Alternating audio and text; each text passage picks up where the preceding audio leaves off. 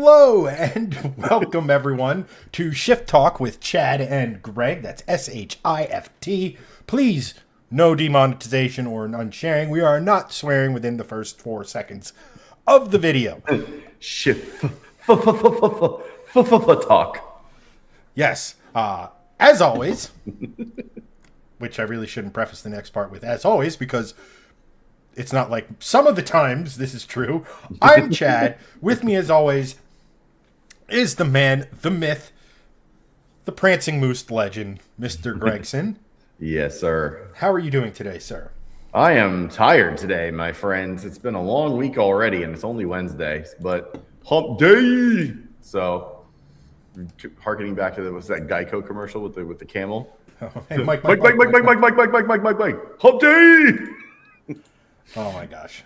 Such a great ad. But yeah, I'm good. I'm tired. I'm here, ready to talk cars. Got lots of car news, including some good news, some bad news, and some sad news. Which is not so crazy sad, but more just like, well, that's a bummer. But we'll get into that. Things are going well here. Can't complain. Everything is looking very good on the Volvo. And I am going on vacation next week, and we'll be driving a a Camry hybrid, I think, for a week. So that's going to be interesting. Excellent on the gas mileage, though, because we're going to be driving around Florida for a while. So I'm like, something good on gas, because let's keep it cheap. So Camry hybrid is boring. Good. Yeah, this is one instance where I will take boring, however. I don't know if I can allow this. You didn't ask for the PTO. Yeah, and, sorry about that. But hey, I'm leaving. Yes, which your direct supervisor is going to have to. Let's just say when you come back, you're going to have to talk to HR. Which is me. All right. No, that's cool. If anyone deserves a vacation, it's you. Can't wait for you to be doing the show live from Florida next week. I mean, if I could, I would. Yes. So we will work on potentially having a guest Greg. But how are you doing, sir? I'm doing good. Today was a day. I'm running around, doing a whole mess of things. Started off with one of our topics of the day and talking to my buddy down in Florida. Speaking of Florida, and like, yo, what's up with this? And we'll get into it when we talk about Cletus and that stuff. But which then led into me sending out emails because that's what we do, and working on some stuff. I can't really say what it is, but I'm working on some stuff. I can tell you after the show, Greg. But until there's anything in the works, I don't want to share it with the masses. Mm-hmm. So, but no, it's just trying to grind out the end of the month here over at Shifting Lanes and Shifting Lanes Garage. The garage.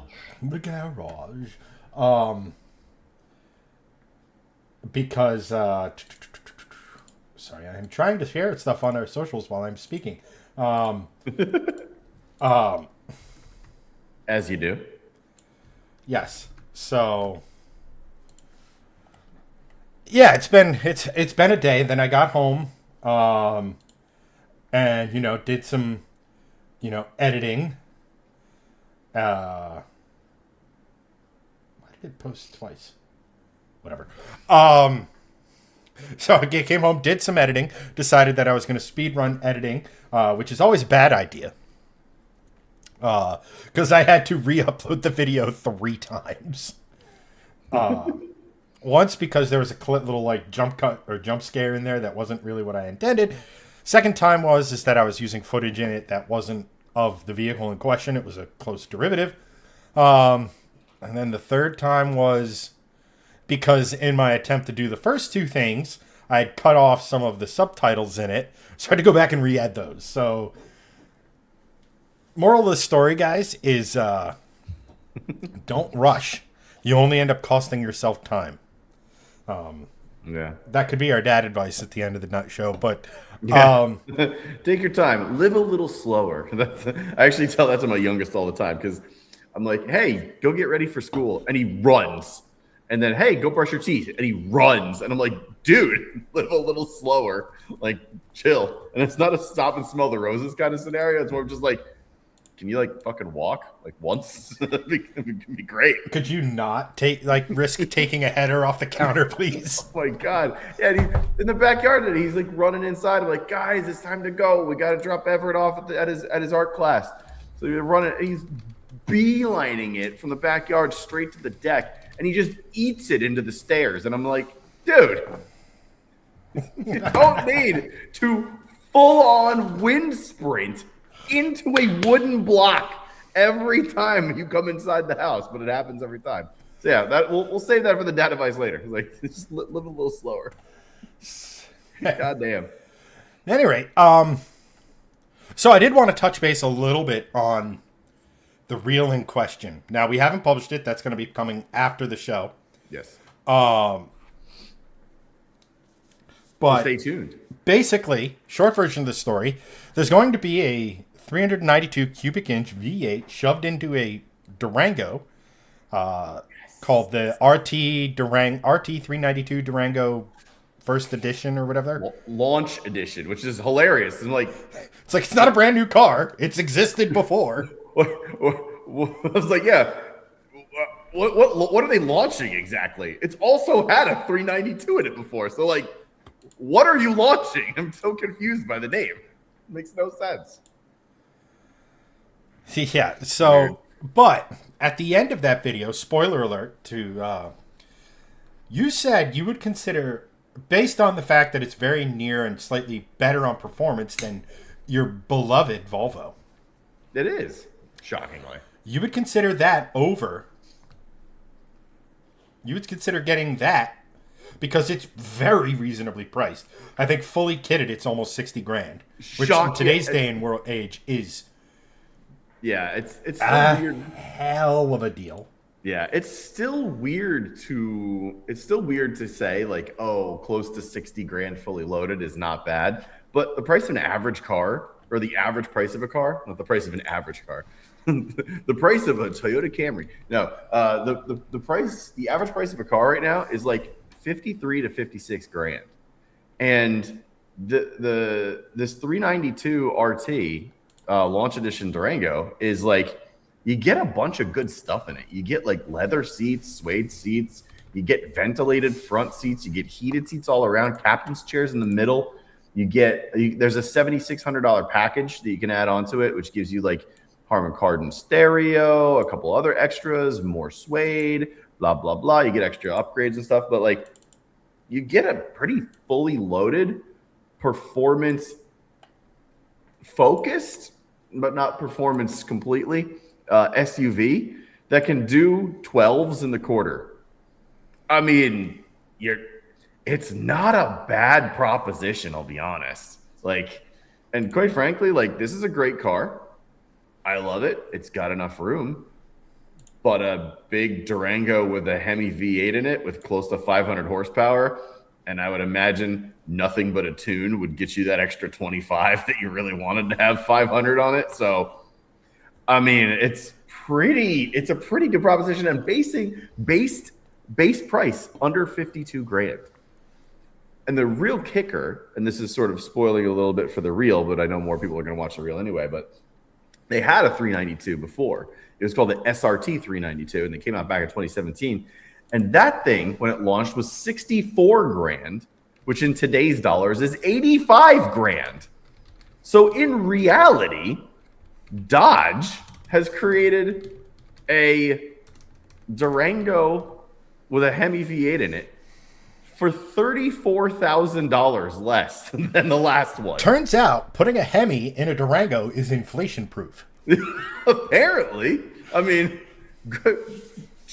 cheers to Dodge. Good on you, because that's a hell of a thing to do right now when they could have easily charged $65,000, $70,000 for this thing.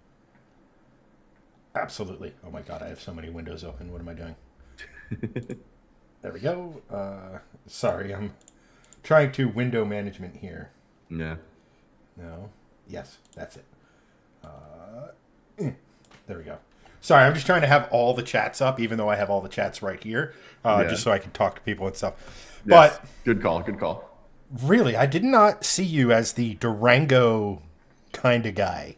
I'll be honest. I'm very much interested in performance SUVs now, just because of like the space they offer, the utility they offer for family stuff, and like you still get the enthusiast punch with it. Because like I love the 4Runner, the old ones and the new ones.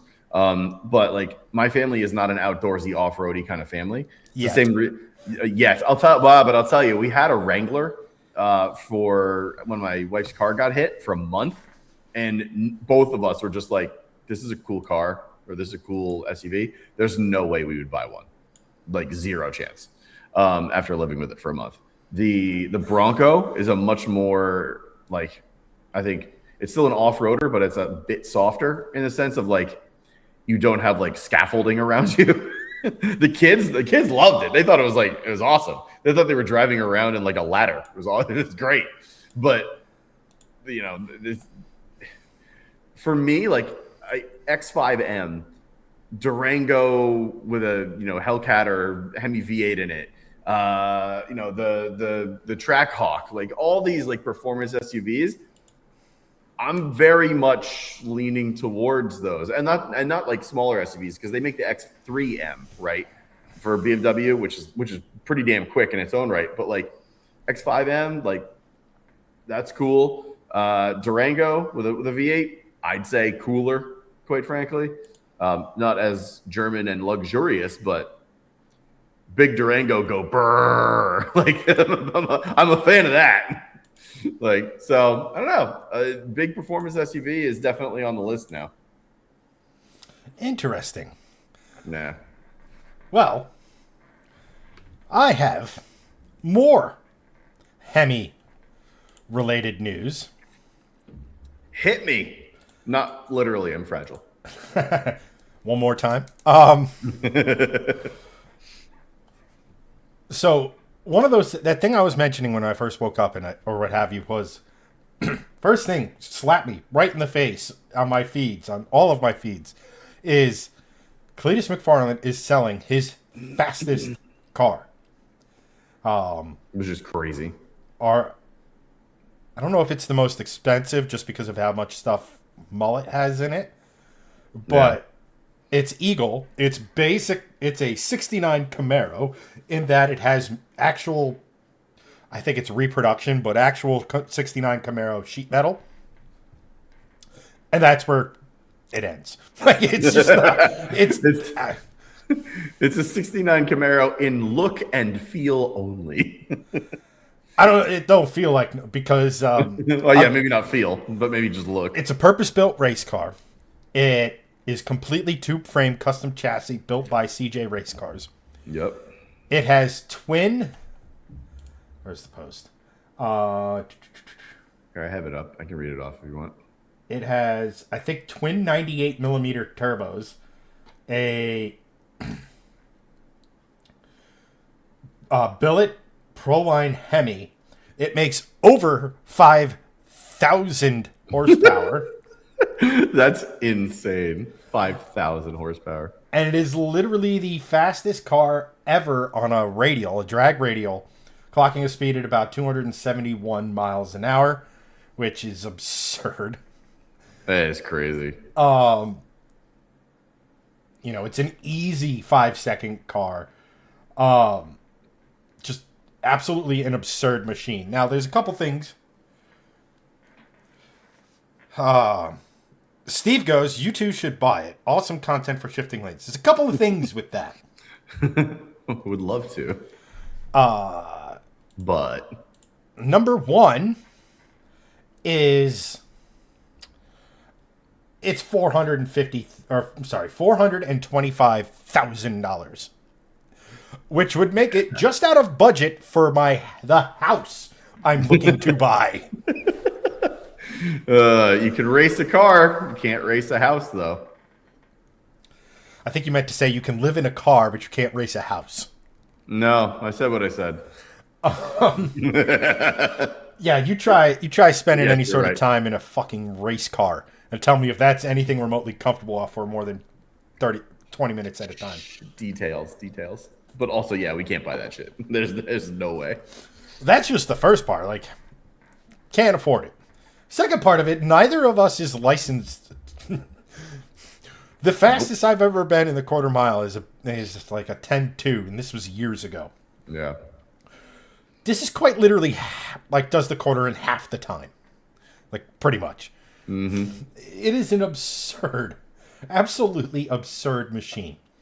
And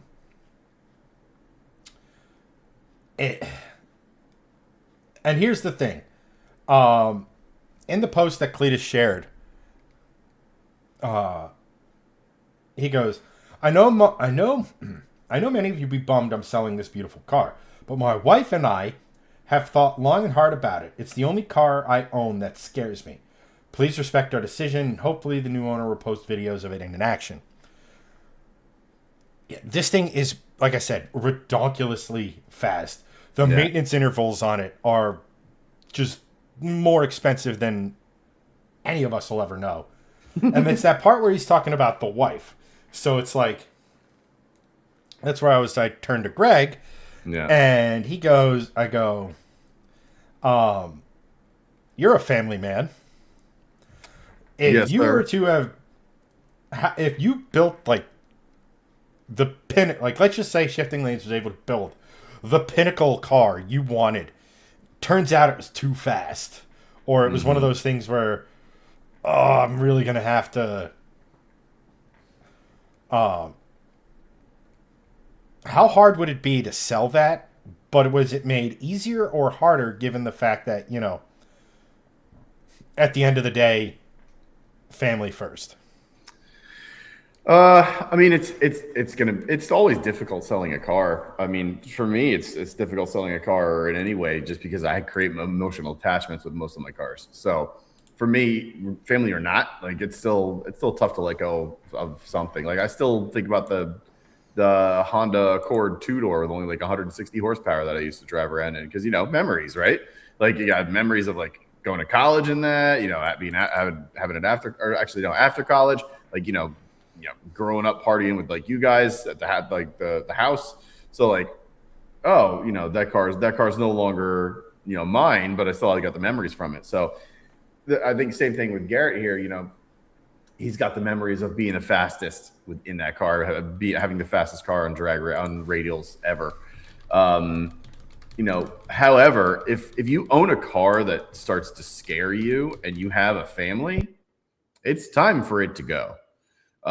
In that sense, regardless, no matter what your profession is, especially if you're like, he's not trying to be a professional drag racer. He's not trying to like be, you know, he's not trying to be John Force. Let's put it that way. He's not trying to be John Force. Oh, you're muted. Sorry. I'll push back on that slightly, because there is professional drag racing. Yes. I mean, he is a perfect. Like, let me put it to you this way: he just went to Texas 2K. He won his class in Ruby. There was a check involved with that. There's most people now, when they think of professional, to the casual, the layman, most people are thinking, NHRA, IHRA, PDRA, like those type series. But like the Texas 2Ks, the World Cups, the FL 2Ks, the, you know, all this other sort of stuff. That's, I mean, you don't build a $500,000 car for giggles. No, totally. And what I mean by like, he's not trying to be a professional drag racer is like, he's not going on tour and like doing the entire NHRA circuit with these guys. Like the way that like professionals, as in like a NASCAR professional, goes to every race mostly. Like, right. You know, like that's what I mean by that. He obviously is insanely good at it. He makes money from it. It's a passion of his, obviously. But like, you know, like you said, there's also Ruby. There's also these other cars. He has lots of other avenues to, you know, whet his palate in that sense, if you will. So for me, it's one of those things where I'm like, I do totally get it. I understand why he's sort of getting rid of it. It is a huge bummer, and for me, I'll liken it to me selling the Aston, because when I had that car, that's probably my favorite car I've ever owned, as far as like a either performance aspect or just in general overall. I think the V70R was subjectively cooler, just because it was weird shifter, performance wagon, all-time great looks, in my opinion. It was just objective or subjectively a cooler car. The Aston was objectively a more beautiful car, better sports car, and just a purely gorgeous machine. So when I sold that to buy my wife's XC90, because I sold that and used the leftover money from my WRX sale to basically just buy the XC90 outright, that stung for sure. It was not one of those times where I was just like, oh yeah, I can get rid of this and I'm totally cool with it. But in that sense, you're doing it for not the greater good. That's not the right phrase, but that's sort of the right, sphere of. It's the mature decision. You're right, exactly. Great way to put it. It's the mature decision. And I see where he's coming from on that level. Have I ever had a $425,000 purpose-built drag machine that could absolutely destroy anything and everything in its path in my possession? No. Will I ever have that? No. But it is on that. If I win the lottery, I'm making Cameron Johnson, or I'm going to try to finagle my way into Cameron Johnson racing and be like, look, I need you to build a Pro Mod Volvo. Yes. Like, I'm just going to go, Greg, all-time favorite Volvo. Fantastic. I'll be right back in 6 months. By the way, I'm going to need you to get licensed to do 8s in the quarter. Why? Don't worry about it. Yeah, it's fine. Let it happen. That'd be hysterical. That would be so fucking cool. It would be. Could you imagine? We would do a V7. We would do a V70R. That's what we would do. Like a complete tube frame chassis. You'd be sitting like this far away from the windshield. You'd be sitting at almost the C pillar. Like, it would be so far away. But we're absolutely worth it. If we have stupid money, we're gonna do stupid things. Why not? 100%. Make someone build a billet white block. Oh yeah, please, yes, absolutely, yes, done. But yeah, it sucks that he has to do this, but he also has other endeavors that he's going into. Obviously, the truck racing. Obviously, the Nationwide series, and I'm calling it the Nationwide series from here on out, just to anger everybody. Because to me, that's what it's called. When did Greg stop watching NASCAR? Okay. Yeah, 100%. No, what was it before Nationwide? Busch. Thank you, Busch. But we're going to be calling it the Busch series. I'm calling it the Grand National. It was the Busch Grand National series. Yeah. Not to get Cletus does NASCAR transition completed. Xbox achievement pops up on screen. Achievement unlocked. NASCAR argument about to start. I have so many things I want to say at the moment. But if you look at if you look at the touring series, right, of NASCAR, yeah, ARCA, Truck Series, Cup Series. Yes, it's the ARCA Menard Series and the Craftsman Truck Series and the whatever the hell the title sponsor for Cup is. And then you have a series that's one step below your top flight with a name that's changes. It's like, yeah. So let me ask you a question. Did Jesse Love last year win the O'Reilly Auto Parts series? No, it was the Xfinity series when he won it. When Junior won his championships, was it over? So you have it's so dumb. So why not just call it the Grand National Series? I know. And get that sort of history. You could market the bejesus out of it. At any rate, look, to anyone who watches Cletus's stuff, The biggest shock, or not shock, I guess is the best way of putting it, is the fact that this wasn't a surprise. You could tell, like he's always said, like Eagle comes out for special occasions. Because even for him, it's expensive as fuck to run that car. Like, just the maintenance involved. I forget how often it is, but you have to replace the rods every 20 to 30 runs in that car, in that engine, at that power level. That's a lot. Like that. I mean, it's what you have to do to race on that level. But I think now that he has mullet, that is a pro mod basically, but isn't as extreme. Only making I think about 3,000 horsepower. That's all. Walking pace. Yeah, baby time. And I think even though it was the birth, I don't know if it was necessarily the birth of his channel because I think that was the C7. But like when everybody thinks Cletus, usually the first race car they think of is Leroy. Yes. And I think if he had to sell every single race car and just keep one, it would be Leroy, because it's just he grew with that car. It started as a salvage Corvette that they put an engine in. It was a go-kart. Then they put a roll cage in it. Then they had to put a better roll cage in it. Then they turbo. Like, just that car scaled with his channel, right? And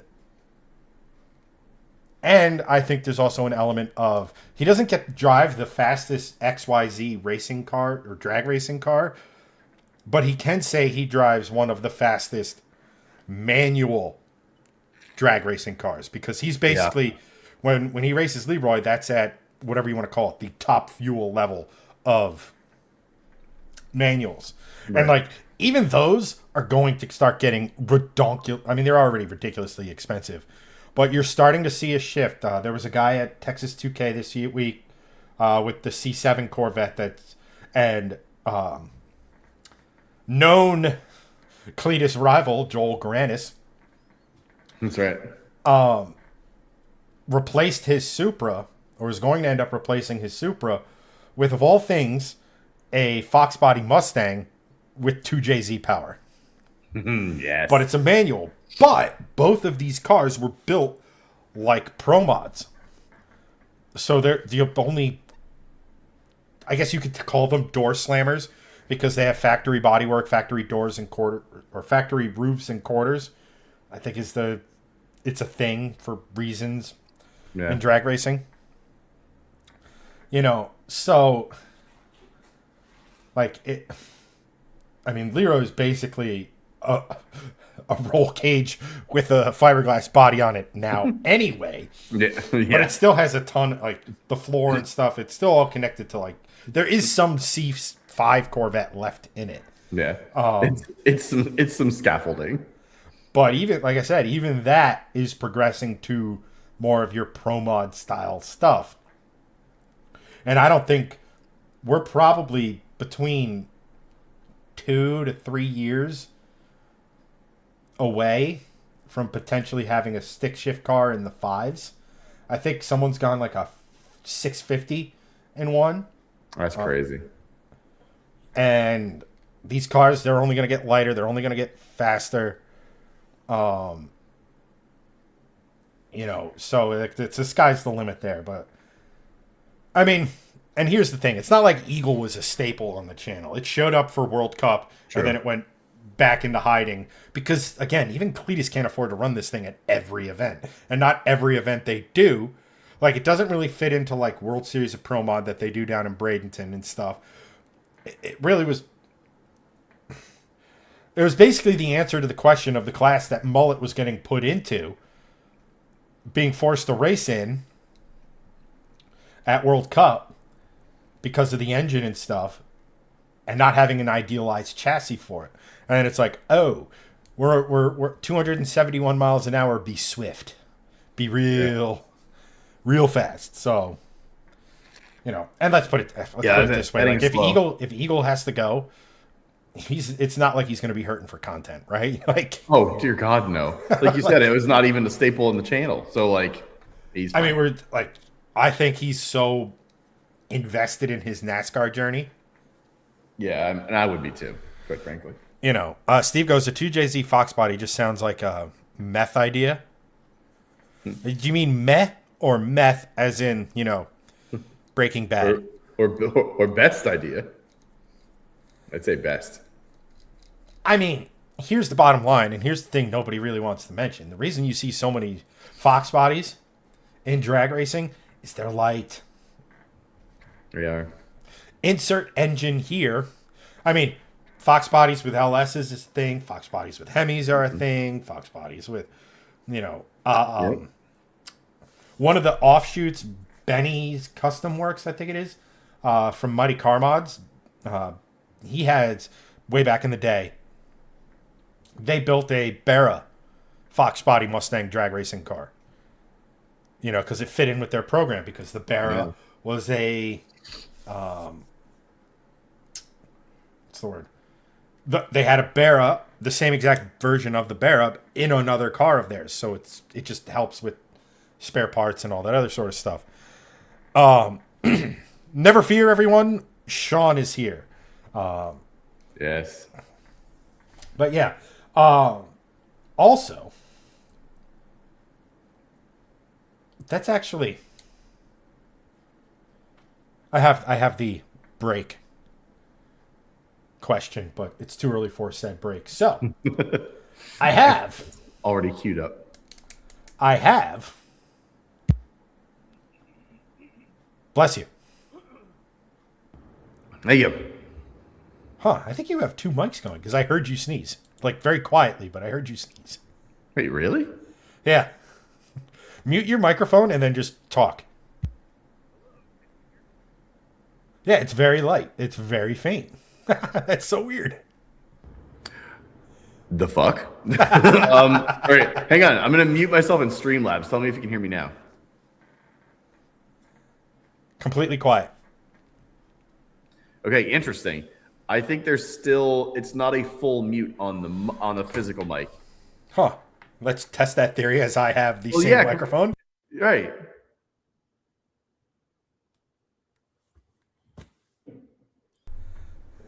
So my mic's haunted because the digital mute works. The physical mute leaves just a little bit of me behind. I don't know why. That's weird. Very strange. Either way, yes, you were moving into topic next. Well, actually, I have. This just came across the news desk here, so we have breaking news. I'm being told that there is footage of the Ford Mustang GTD Evo lapping the Nurburgring. Ooh. At right now, we go live to the Nurburgring. Can you imagine? That'd be crazy. I just want to bring up the. But we have breaking news of two Mustangs going around the ring, and this is on a video called Stateside Cars. Mm-hmm. And apparently they are reporting that the GTD Evo, with its bigger dive planes and bigger aero bits over the vents on the hood, just did a 641.74. What? Which is 11 seconds faster than it did than the GTD did. Yeah, 641 is what's the overall record that's not that crazy Porsche? I meant the race car Porsche. What's it's a GT2 RS is the record? AMG 1. 629. 629, right. But that is a purpose-built F1 engine hypercar. What about like the GT car kind of class that the Mustang would be in, like the Porsche GT2 RS would be in? Well, GT3 RS. Don't know because they don't do just the Nordschleife. They do the combined circuit in MLS. Right. But to give you an idea, if this report is true, that would make it almost 9 seconds faster than the ZR1. Which is crazy. And a little over 6 seconds faster than a ZR1X. Oh man. Now I will say the ZR1 and the ZR1X were also done with not pro drivers. They were done with engineers. However, those engineers are also not slouches at driving. So I think we talked about this before. I see a back and forth here between Mustang and Chevy, or between Ford and Chevy, for a little while. I think they're going to go back and forth at this until one of them reaches 630. Because if you can lop off in that Mustang 11, 9, and 6 from your own time, and then the other 2 times you were going for, there's more in the tank. Oh, yeah. There's like, if you're lopping off 11 seconds on the Nordschleife, that's insane.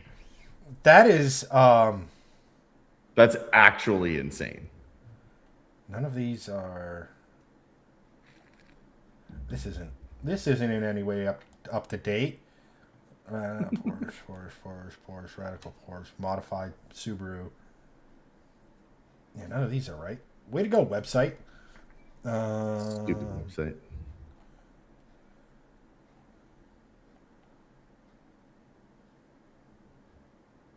Oh God. Yeah, I'm not going to waste my time. Looking for. That's one of the things. You think just how big the Nurburgring is, and how much like the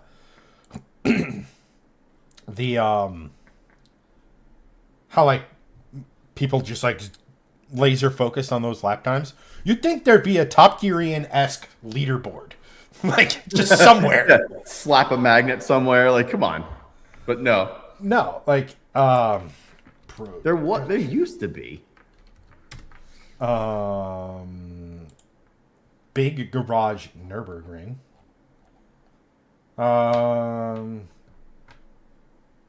Okay, this has it. So that would make it, if that 641 is legit. And again, I haven't seen it anywhere else. I haven't seen it anything from Ford. It just popped up in my feed. And the video itself is just of 2 different Mustangs sort of thundering around the Nürburgring based with someone who, has a camera. It could very well be old footage. I don't know. I'm not sitting here saying that it's I'm not sitting here saying I'm not saying it's official. But if it is, the only car faster around the ring would be that AMG 1. That would make the GTD Evo faster than a GT2 RS 991.2 Manti Racing Edition, which is a package, in case you're wondering. That's crazy.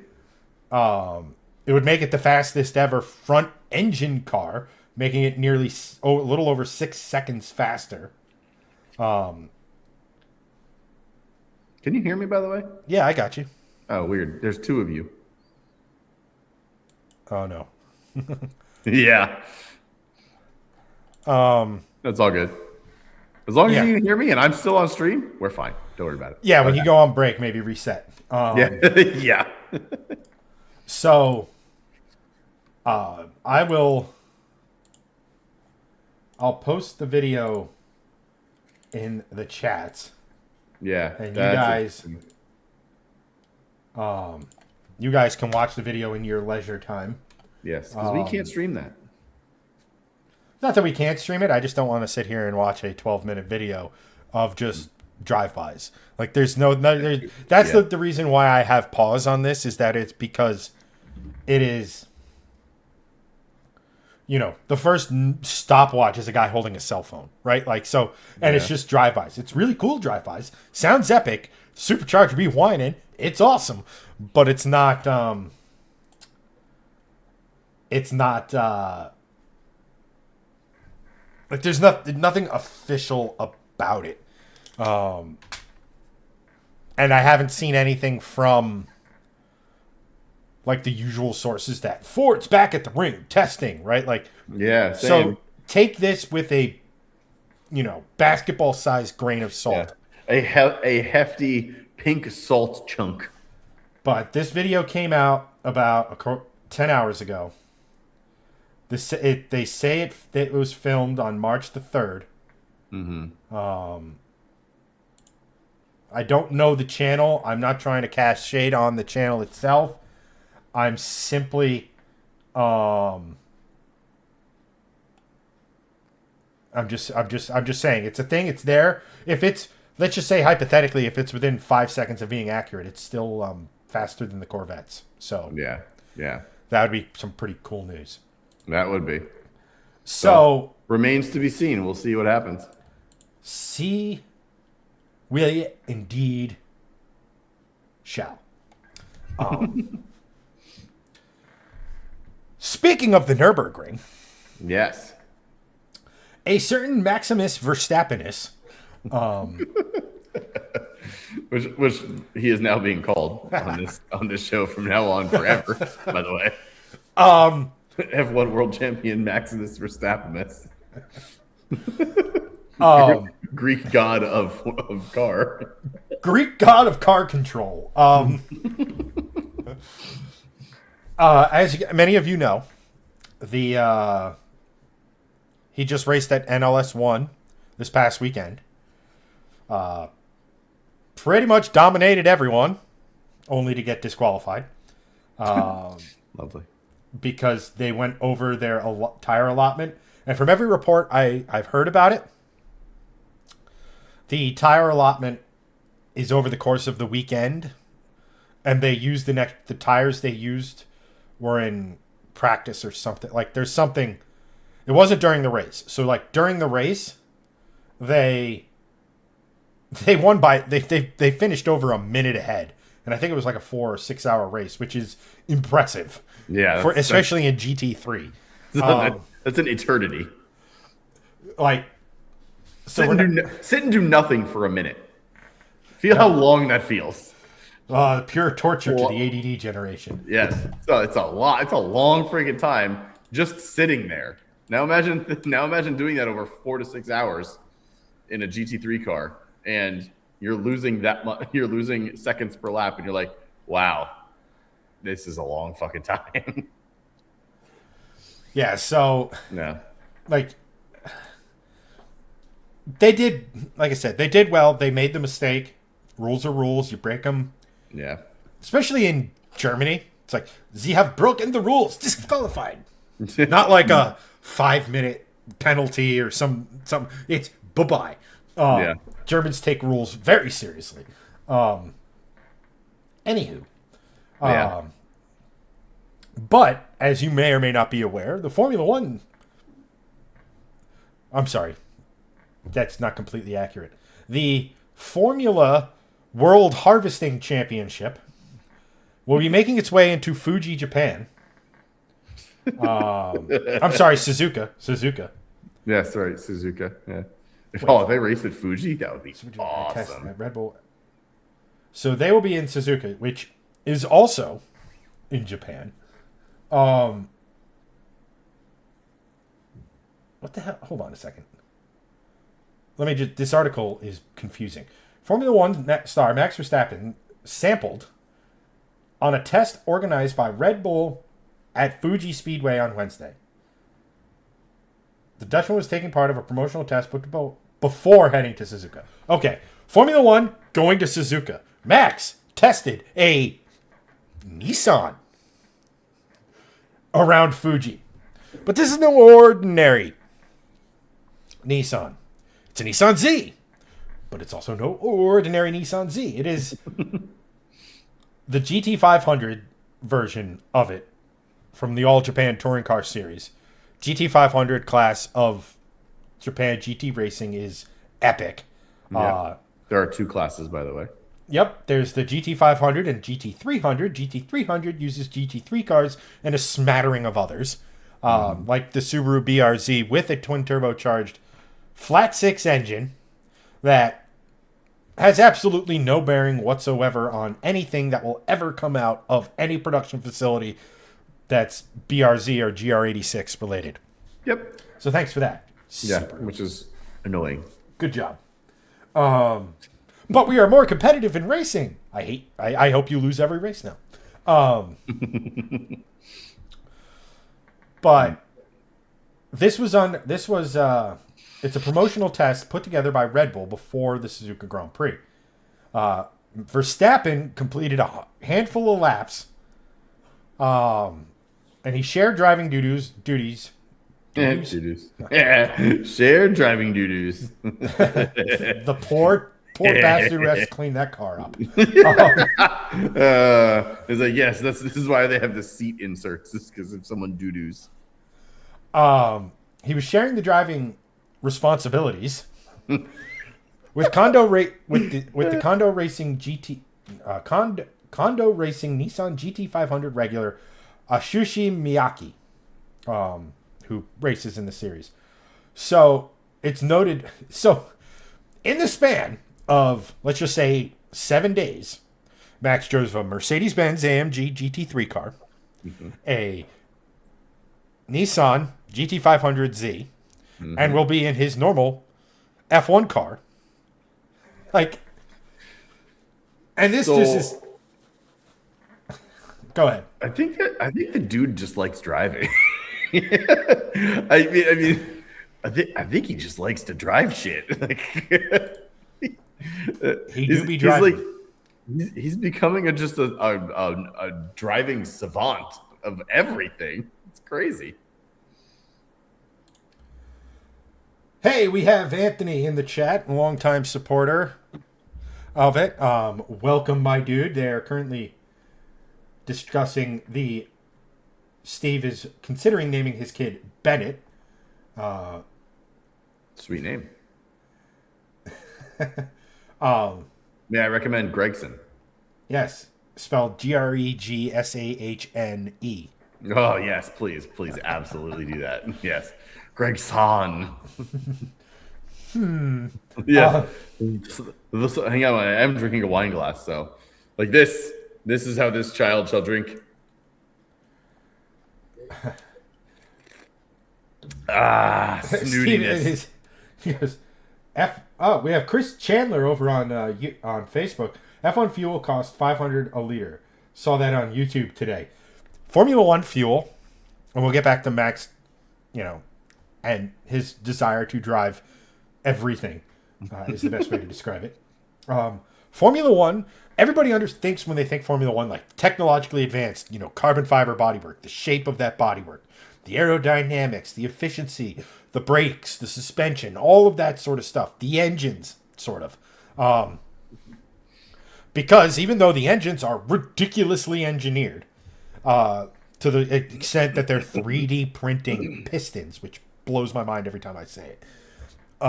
At the end of the day, they're still a 1.6 liter making 550 horsepower-ish, which is a lot of horsepower for that small of an engine. However, if we were to say put a honkin' big turbo on a 2JZ, which is what, a 40-year-old engine at this point, and build the internals, you will be making more than that. And it's more than double that, I should say. Easy 1,100, 1,200 horsepower. So, like, it used to be back in the day where Formula One engines, you had a 3-liter V10 making 750 naturally aspirated horsepower. Nothing naturally aspirated could touch it on the street. And then you had, now, the engine,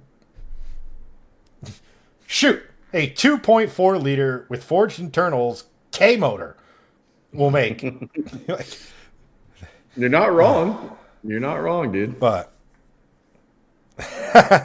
Dwayne going back, talking to Dwayne over on YouTube, goes back and talks about I don't think his insurance policy covers Eagle anymore. You mean it's not going to cover him doing Eagle, NASCAR, other drag racing, drifting, racing Crown Vics around Daytona and Talladega, doing a tractor pull recently.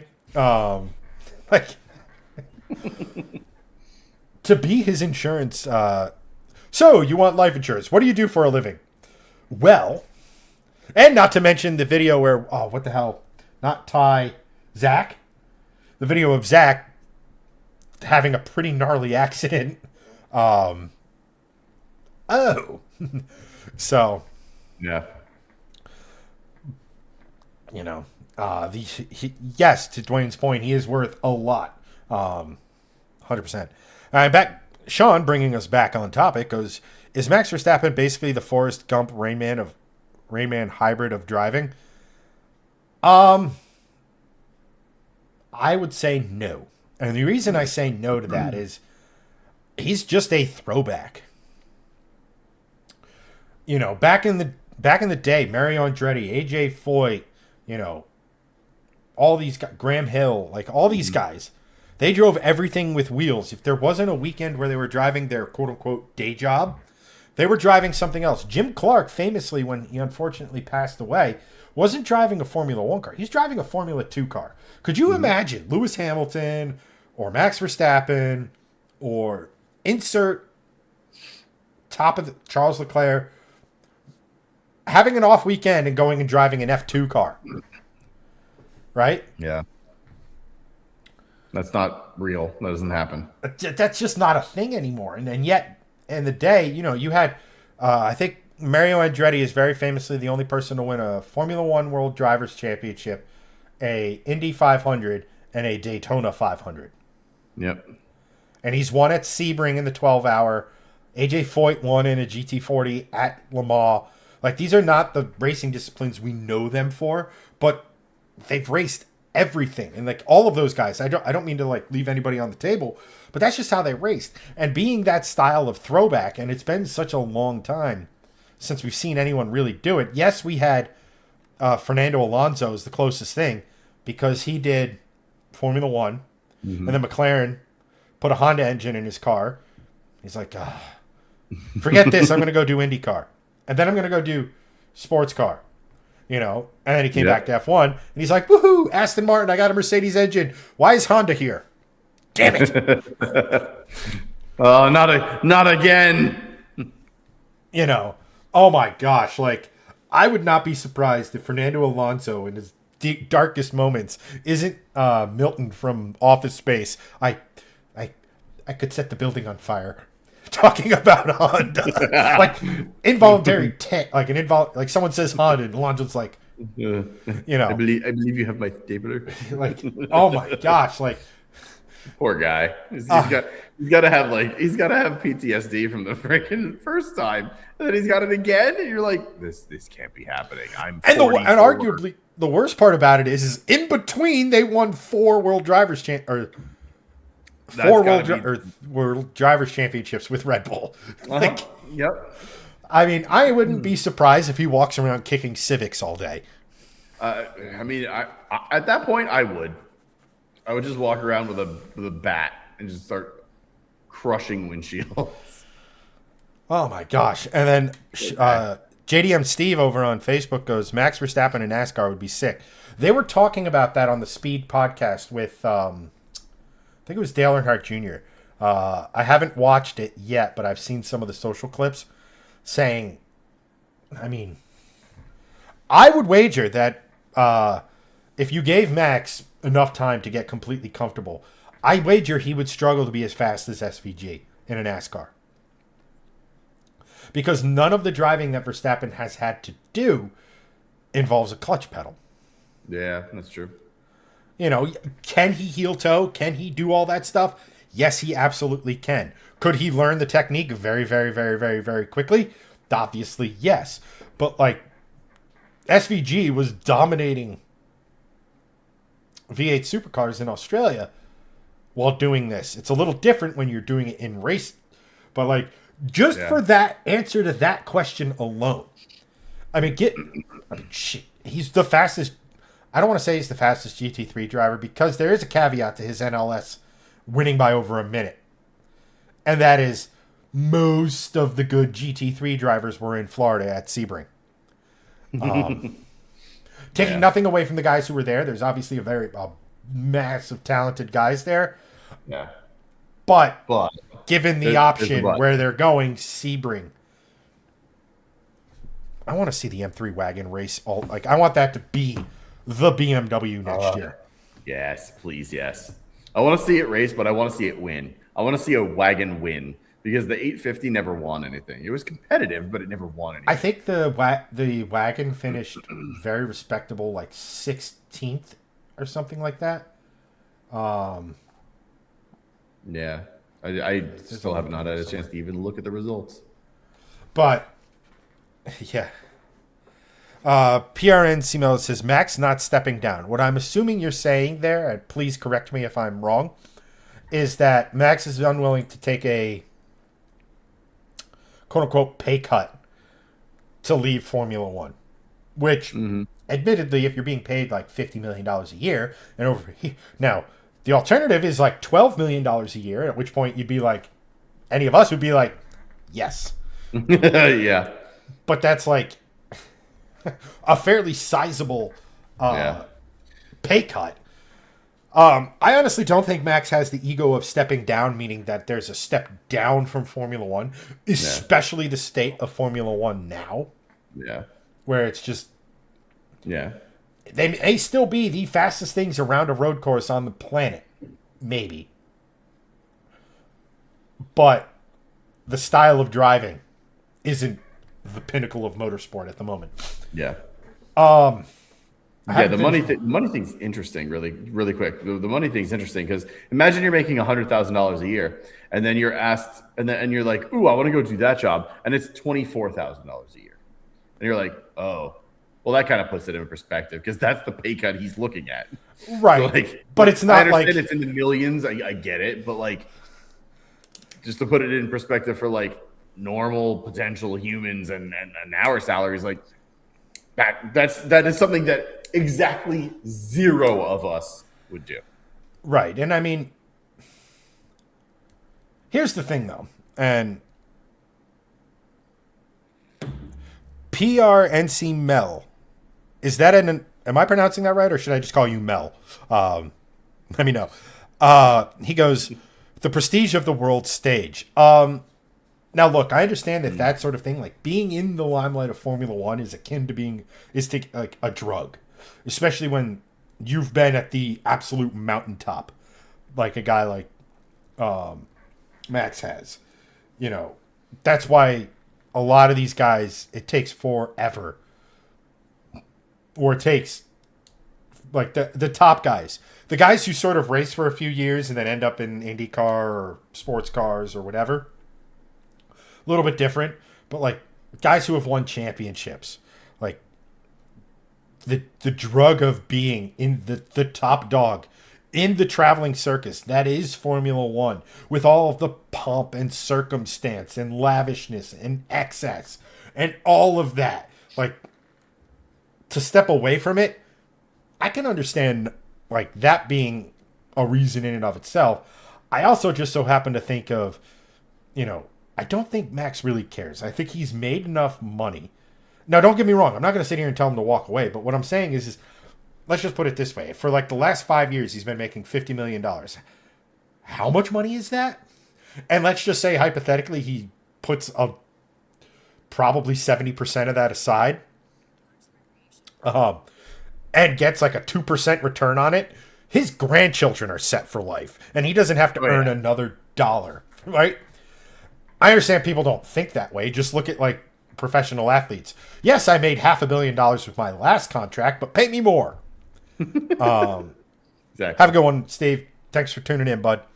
Later, dude. You know, so like, look, I don't know if I could walk away and just immediately take $38 million less, right? Like maybe that $38 million that is like, okay, I'm now going to buy a hypercar team and make the Verstappen 001, right? Like, Obviously it's not that, but like, you know, maybe like he has ideas to grow the brand, to grow the business, right?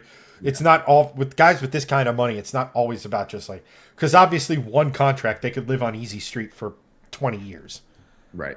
And if they're smart, the rest of their lives. Exactly. Especially because what a lot of people don't see is that they have the contract to drive, but most have sponsorship deals where they're making another $5 million here, $10 million there, you know, all this other, like, whatever. But I'll say all that. I don't have any insight into it. I'm not an insider. Max and I have never DM'd. In fact, if he like most of my stuff on the internet up until about a year and a half, 2 years ago, I was not a Max fan.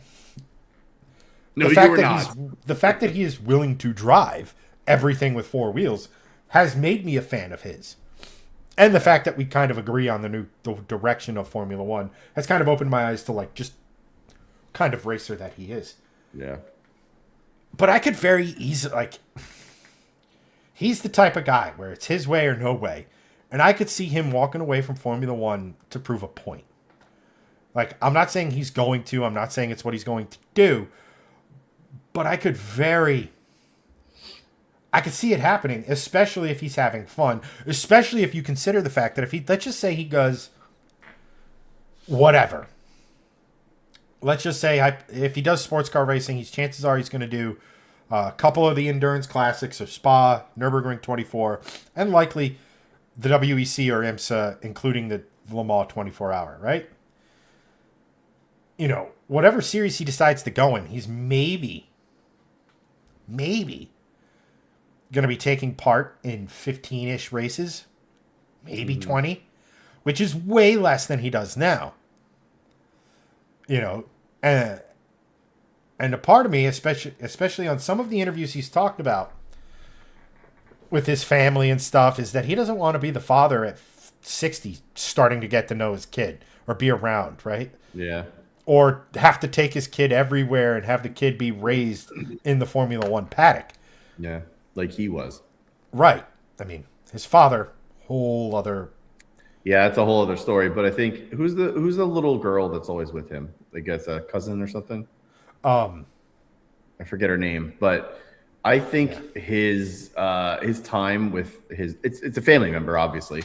It's either his cousin or his niece or something like that or whatever. His time with her has really sort of like ground him down a bit in that sense, and not in a bad way, more of just like, oh, you know, there's something more to here. There's something more here than just winning, you know. And I think that he was kind of turned into this machine, and now he kind of doesn't want that for whenever he does have the next of kin. So I think, you know, having that time with his niece or cousin or whoever that is has really opened his eyes a bit to, okay, well, this is cool. I've done this thing. Let's expand my opportunities in racing, but let's also keep in mind that, you know, there's a family that could potentially be that I want, or there's a different part of life that I want as well.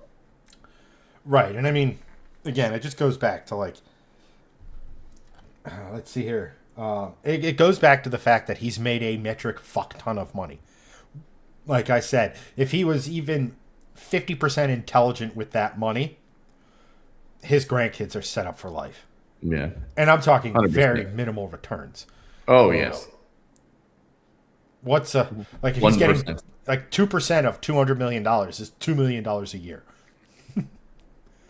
Yeah, that's a fucking lot of money. You know, and I honestly think he wants to drive other stuff, and I don't think and I think the fact that Formula One is just you can see it's like a different person when Max was at the Nurburgring talking to people versus when he's talking in interviews at Formula One. Formula One is the dude like, this is my job. I have to give this seminar. I have to be somewhat upbeat and positive, but I'm not. So I'm going to get to like here. I'm not. and you're just counting the hours. It's like, okay, and it's 5:00. Bye, right?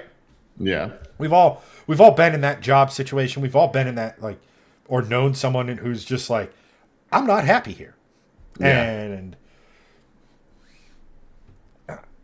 I don't know. I see him. Doing a year of like the Nurburgring stuff and then branching out. Like, I could, because of the connection with Ford now, I am almost certain that if there's I shouldn't say certain, there's like I would say a 40% chance I see this happening, maybe 50%, that Ford's like, well, we had hoped to have you on the Formula One side of things, but here's our hypercar. Would you like to drive it at Le Mans? It's not a bad proposition to have a 4-time F1 world champion as part of the driving team there.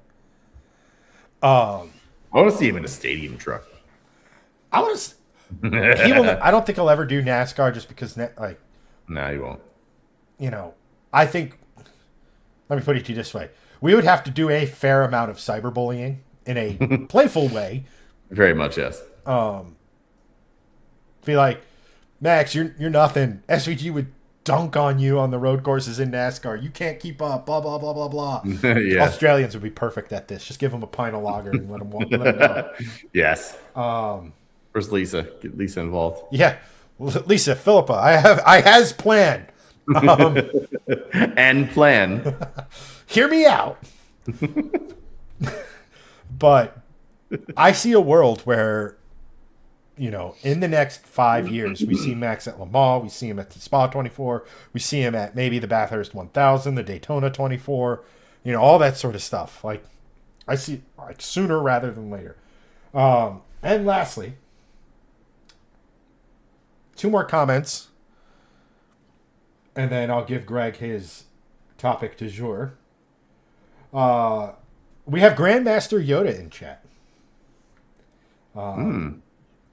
In chat, you are. There is another. He goes, think Max will have a blast in a Super GT.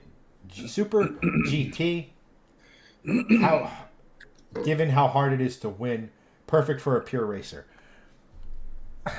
I mean, pretty much, with the possible exception of Hypercar, but it's in such a way that it can be pretty much any series that Max has expressed interest in, he can go balls out. And he doesn't have to worry about harvesting. Even in Hypercar, which is a hybrid, the way they deploy the hybrid systems is so much different than Formula One. Formula One deploys the hybrid system to get to their max horsepower. Hypercar has a max horsepower limit. So the internal combustion engine can make 670 horsepower or wherever it sits in the balance of performance. And when when hybrid is deployed, it's removing, it's not a boost on top of that. So you can still have peak horsepower without any hybridization if you're down on battery. Granted, your power curve is going to be more of that, what we typically see on a dyno, as opposed to being as flat as it would be with hybrid assist. But, yeah. So, and then lastly, Mel, I'm just going to call you Mel until you correct me, goes, he had an incredible run with Red Bull. I mean, I got news for you. He's a Red Bull athlete. So wherever he goes, Red Bull will follow. I know you mean the Formula One team. But, I don't think it was a coincidence that Red Bull was all over the side of his Mercedes at the Nurburgring or all over the side of the Super GT car. It was a Red Bull event after all.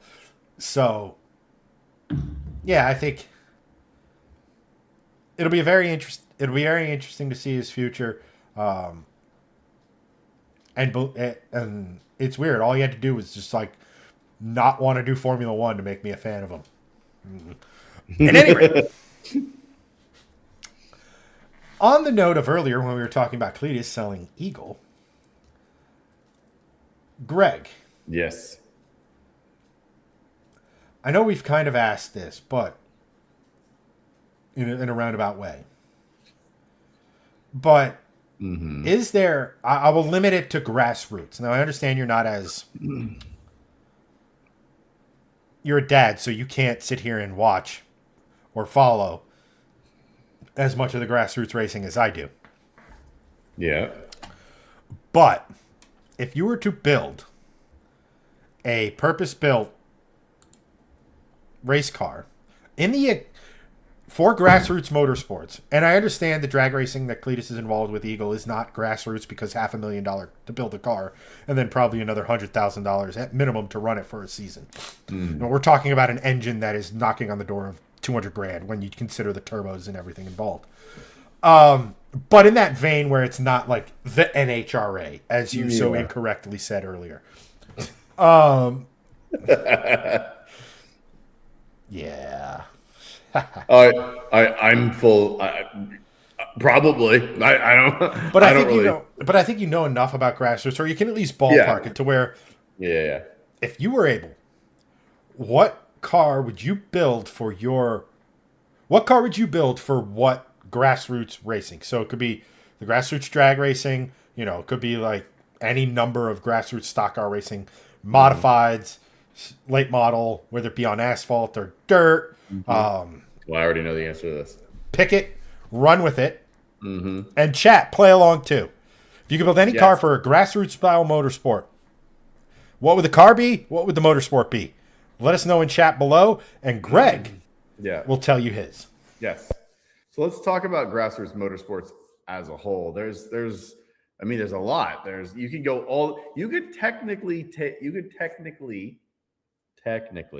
You could say autocross is a Grassroots motorsport. It's somewhere you can take a car and it's small scale. It's time attack. It's class based. There's lots of different things to autocross that is Grassroots by definition. So you can go all the way down to that and go all the way up to like what Cletus is doing, because Cletus, it's still, again, it's professional, but there are levels to that aspect of it where it is Grassroots in a way. So that's a wide berth, right? So I know my answer to this because I've seen it and I want to do it so badly, and it's one of my like ultimate racing dreams to do this. But so your whole, again, let's run the gamut. So autocross, there's dirt track racing, there's ARCA is a real series, but there are like series around that sort of like late model stuff that have series of its own. People build cars, they race it. Hell, there's even like track days on short tracks where people bring their cars and do like a lap or two, and it's like wild stuff. It's like C8 Corvettes versus like like built out Chevy Trailblazers and built out SUVs. There's no like class to it. It's just like, how fast can you go around this small little oval? Like that's Grassroots racing too. Like there's so many things to it. But the thing that I would do the most, not the most, but the thing that I would do that I want to do the most is dirt track midget racing. And it's actually one of the coolest things that I think you can do in a race car, because when I was a kid, I used to watch this with my parents all the time. And it was like, I forget what night it was. It was Friday or Saturday night. We used to go out to this Mexican restaurant. I won't mention the name in case for some reason you could find it. You know where I live. But it was a Mexican restaurant here in New Jersey. That narrows it down. I live in New Jersey. And we would go out there like every Friday night. And I think it was Friday nights. And we would come home and I think we would watch like the dirt track racing. And there's like the midgets and the modifieds and stuff like that. And it's those cars that they have like a tub that you sit in, obviously 4 wheels, a roll cage, and then a big wing on top that's like this. And it's got one wing here and a flat piece, and then another wing here. And Chad will correct me or will tell me the exact name of what that car is. But that type of dirt track racing where you're going in, you're going sideways, and it just looks so much fun. And you're not going crazy fast either. Like you're getting up to 100 on the straights because these things are quick, but that's like all they're geared for. You're getting up to 100 and then you're instantly in a turn. Get up to 100, instantly in a turn. So you're not going like 200 miles an hour. And these are tiny little dirt tracks that they're going on. These are, you know, your half mile ovals kind of racing. It is like I've been sideways in a car. I went to O'Neill Rally School, and again, it's not a sexy car at all. It was a Toyota RAV4, but I'll tell you, it was very intoxicating being able to slide a car around, learn what a Scandi flick is, being able to rally it, and being able to like just go all out, getting into a rally version and have a rally driver like drive you around in it. It's very cool. And being able to go sideways in any car, and Chad will definitely agree with me on that one, is very intoxicating. It is so cool. It is so fun. So that type of grassroots racing is the racing that I would do because it looks just an absolute riot. I watched it, like I said, with my parents when I was a kid. I've also been to one of those races, which doesn't sound very impressive, but it's something that I did when I was really young. I was with my uncle and my family out in Pennsylvania, like in the middle of nowhere, Pennsylvania. We went to a short track. We watched the races, and man, it was the most fun thing that I went to, and it was an absolute riot. And to be able to be in that environment of like, the fans are loving it. It's just grassroots, small scale racing, super fun. Everyone's having a good time within reason. And nothing's out of control other than the cars. And it's just fun. That's the name of the game for me. It's just pure fun. It's competitive, but it's fun. I feel like a lot of grassroots racing becomes too competitive in a lot of senses. And again, this is very competitive, sure. But the fun factor of this is way higher than others, I feel. So that would be the one that would be the thing that I would want to do, because that is Chad just messaged me. Yes, those things exactly, Chad. That is correct. That is the car that I want, and Chad will show it to you when he comes back and puts it up on screen. But man, I would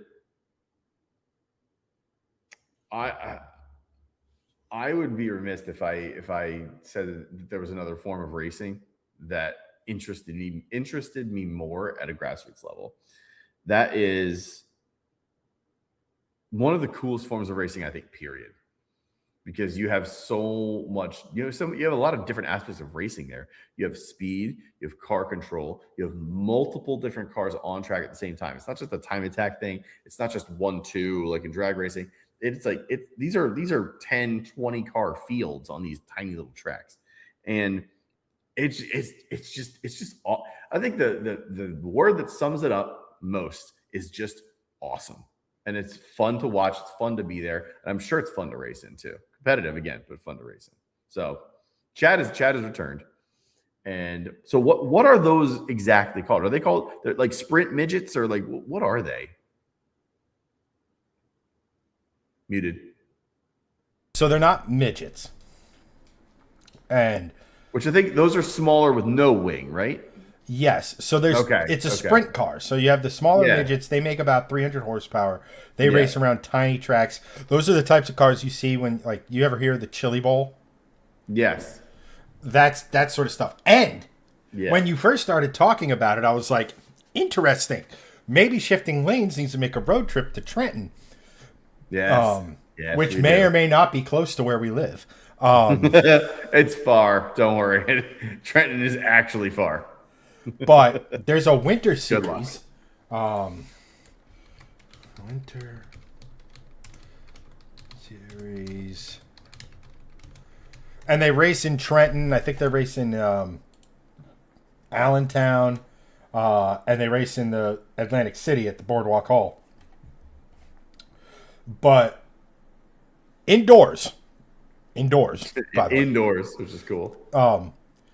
which is really, really, really cool. And I was like, huh, that's interesting because we can go to that stuff. Not to say, but the car in question that you're thinking of is, let me just bring this up for chat, because see if I can find a high res image. That'll do, pig.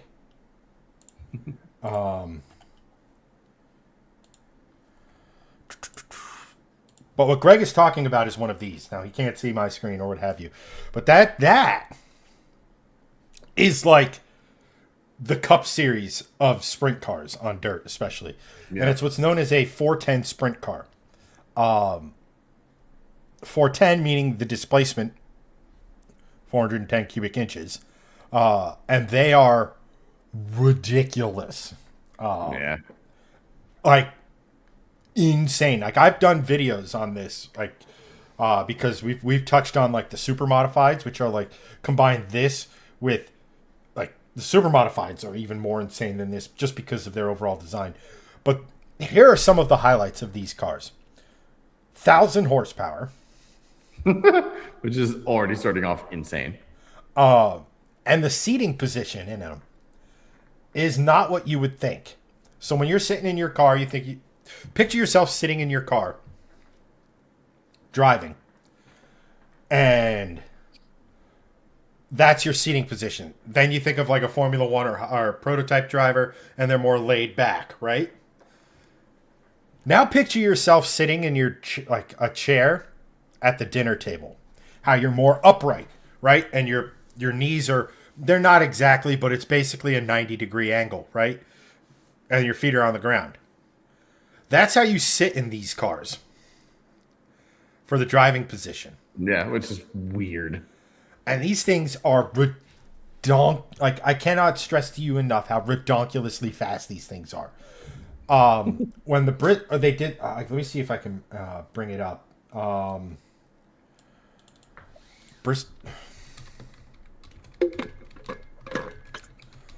So back in car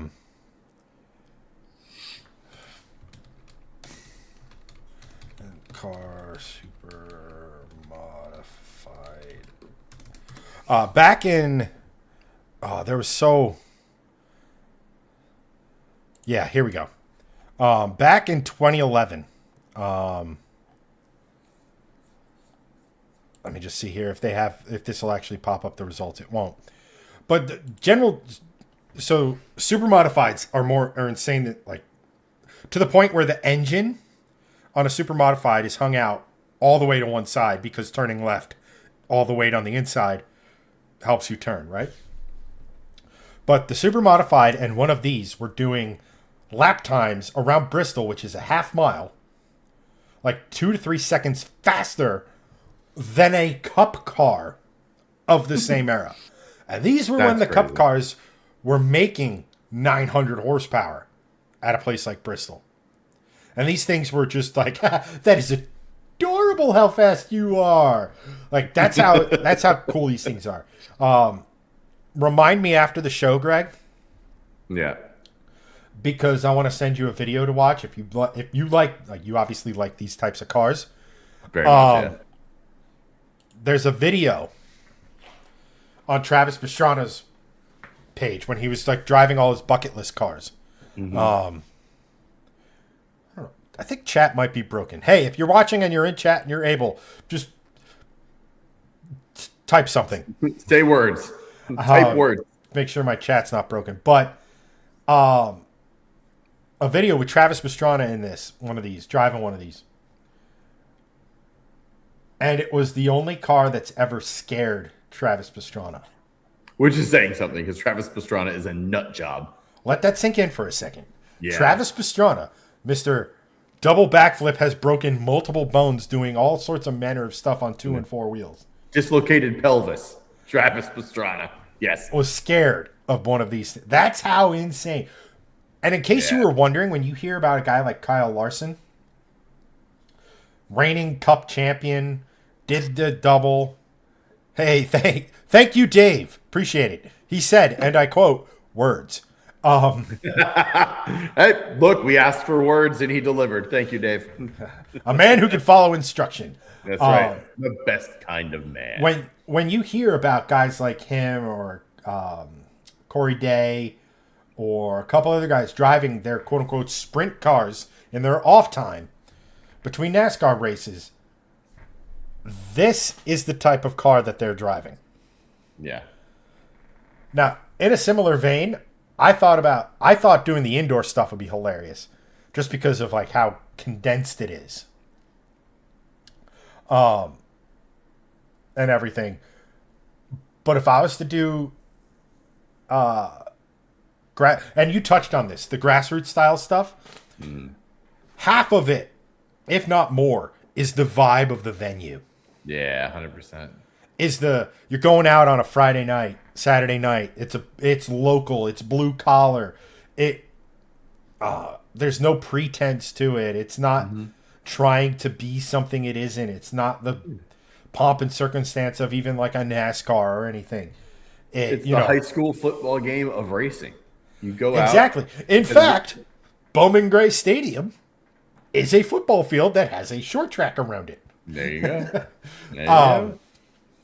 So then I need to do the break thing real quick. So same question to you. What grassroots racing would you do and why? And goodbye. Everybody, let's just awkwardly be silent as we watch Greg leave. His camera's going to die before he actually leaves. Nope, that's not right. One host. So, for me, I go a bunch of different routes. So, like, first and foremost, this is a grassroots style of racing that I was actually really looking forward to doing this summer when my car is finished.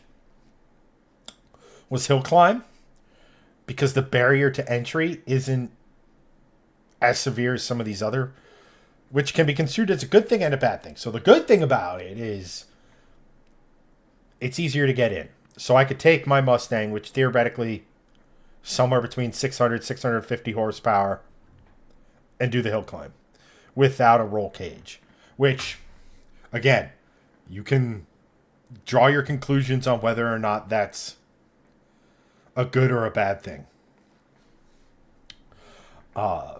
I like it because I don't have to build something purpose built that I could do in a daily. It's very akin to autocross, but it's not as boring as autocross. Autocross is very cost effective. It's very cost friendly. It's very good for joining a community, learning on a very, you go off track in a autocross setting, you're going to destroy some cones, but chances are you're not going to go off into the woods or hit a wall or worse. So it's very friendly for that. But it's usually in a parking lot. The circuits don't really have any sort of visual character. I don't know. Something about it. Again, if you do it and you enjoy it and you have fun with it, please continue doing it. Convince your friends to do it with you, because any form of these grassroots style of motorsports are inherently a good thing. So hill climb is interesting. I thoroughly enjoy the idea of it. And we were going to do Hillfest in West Virginia. And unfortunately, due to circumstances outside of our control and depending on whose side you were on, potential shady dealings, Sean, if he's still in chat, can shed some more light on that. But I got really excited to do it. And it was something I really wanted to try out. And it's something that they do in Pennsylvania and stuff that I need to look into more. Now I'm just more focused, get the Mustang ready, get it on the street, because there's going to be elements like breaking in the engine, some tuning involved. Hopefully it's going to be something, I don't want to say new for a tuner, but different. But that's always something that's caught my attention, because it's something I could go out and do theoretically this year. If I had more money, which, again, we can all say that.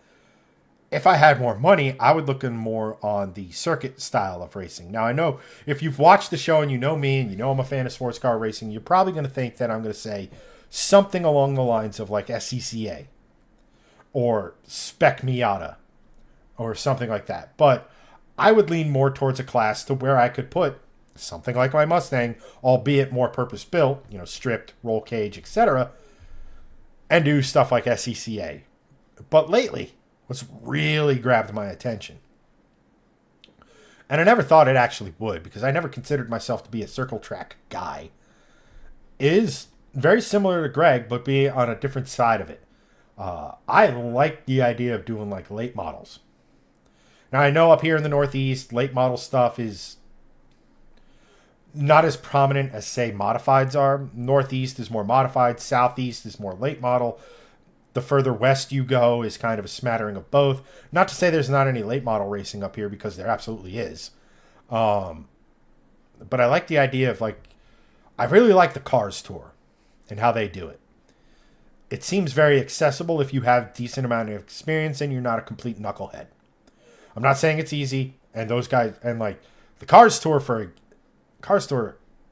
is, there's guys in that who are going to a national series of NASCAR. So I'm not saying I could get to that level.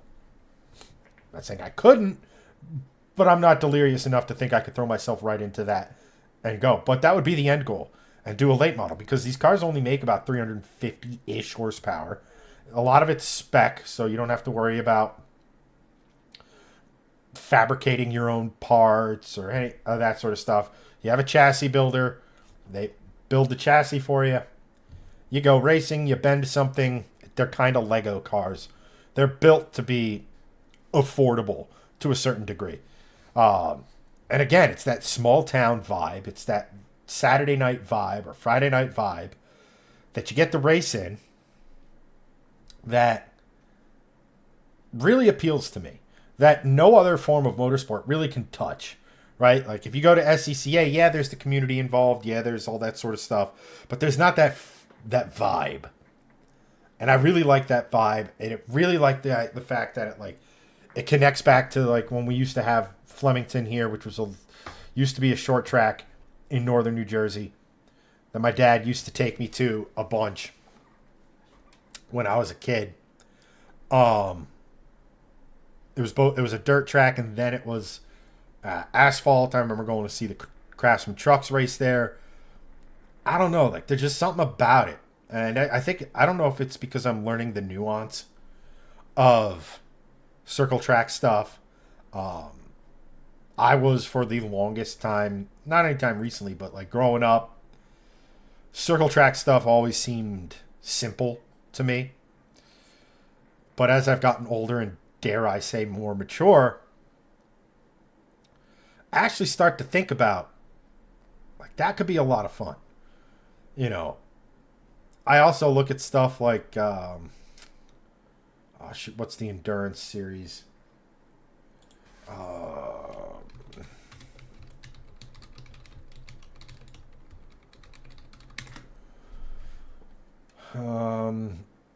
Like NASA has endurance type racing. I'd love to do like an endurance race that way it's like one, we build a car, Lemons racing appeals to me to an extent. And it's something I know I'd absolutely enjoy, but like having something a little more purpose built appeals to me a little more. But something like, say, me, Greg, and Hanson could go do a 6-hour race or a 12-hour race. Like that really kind of appeals to me. Again, I'd love to do. I also think it would be really cool if we could somehow afford to do some form of like that. And then I come back to like what Greg was saying, is that midget series that's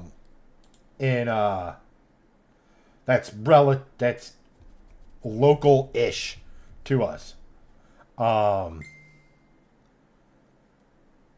Would be really, really cool. It's an indoor series. Not that indoor makes it any better or worse. I guess like being indoor at a major arena in a, I don't want to say city because Trenton, Allentown, well, Atlantic City isn't exactly what I think of a Saturday night racing. But I think that would be really cool because it's a little bit more affordable. Maybe I could get Greg and Hansen involved. Like, we have a team of 2 cars or 3 cars. I don't know if we'd ever be able to afford that. But that seems something interesting. Of course, you could do that in the summer as well and get that grassroots.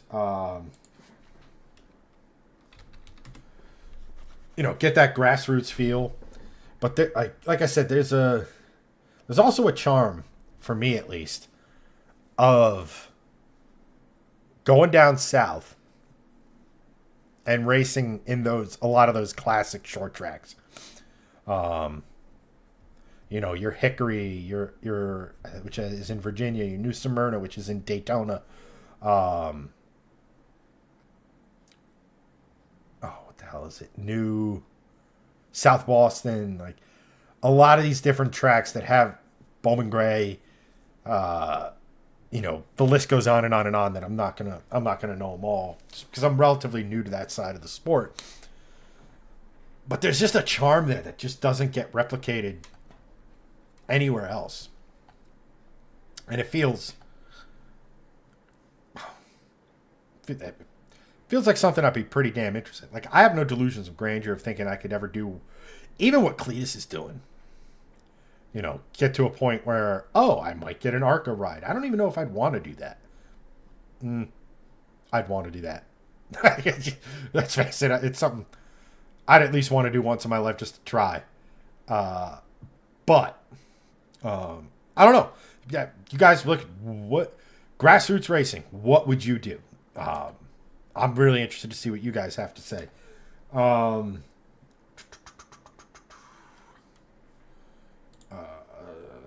need that. Don't need that. Need that. Need that. Go away. But this is such an interesting question to me because I've touched on in I don't know how many minutes I've been ranting about this, but there's just so many different types of grassroots racing that you could potentially do that that would fit the bill. And it's something I'd want to do with my buddies. It's something I'd want to do with my friends. Like, I have friends who, if you've watched the channel, you'll know. I have a buddy of mine, Lou, who's shown in the videos with the C30 when we were building that car. It would be really cool to pick one of these. Like, let's just go back to the hill climb stuff. It'd be really interesting to build a street/hill climb car, go with the boys to whatever event, and just spend a weekend. And I'm a fairly competitive human person. I was way more competitive back in the day. As it turns out, when you spend most of your life as a how do I put this without sounding like a complete and utter asshole? As many of you know, growing up, I played baseball and football, and I played baseball in college, and I continued that competitive streak in baseball, and then into golf or what have you. But especially going up through the ranks and trying to compete at the highest level I possibly could, you don't do that without borderline unhealthy amount of competitiveness. In many ways, that competitive drive is still with me today. With my businesses, I want to make my business better than Joe Schmo's business. Hell, even with shifting lanes, I want to make a video that does better than Greg's, and I want Greg's video to do fucking awesome. It's just how I'm wired. It's how I motivate myself. It's how I, in those moments where I'm like, we've had a good run of videos. Maybe I could take the day off. Oh, look at here. Greg just had a video on Facebook hit 200,000 views or whatever. I can do better than that. I have an idea for a video. Let me do that. But as I've gotten older,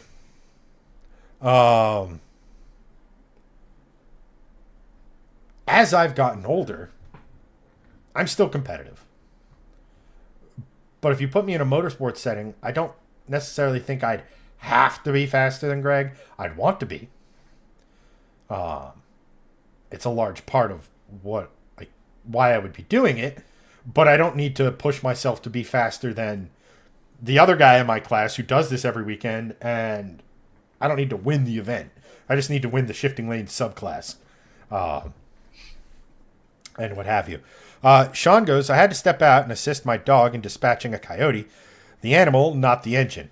Good thing for you it wasn't the engine, because it would have been a tough fight otherwise. Plot twist. Coyote is the second dog now. I have domesticated Coyote. But no, Sean, while you were at taking care of your Appalachian duties, I mentioned Hillfest. If you're so inclined, don't feel like you have to. Inform the ladies and gentlemen in chat why that isn't a thing. But Greg is back. So Greg, just to cap it off, yes. First thought was hill climb, because that's a motorsport you and I could get into this year if we wanted to. Yeah, hill climb's sick. Secondly was like SCCA stuff, and I'll link NADA or NASA stuff into it. Yes, there's a NASA, which is kind of like an SCCA, but they do different stuff in terms of motorsports.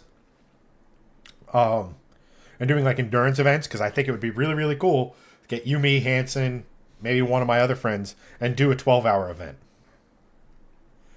Right? Like, that's pretty interesting to me. Where I really seem to land is in it for very similar reasons to you, is I want to do late model stock racing, specifically the style of the late model stocks seem approachable, even though the people driving them are ridiculously talented. But the cars themselves only make about 350 horsepower. They look cool as hell, and it's that grassroots southern style of racing that I think we both like. Yeah. So like that would be a ton of fun.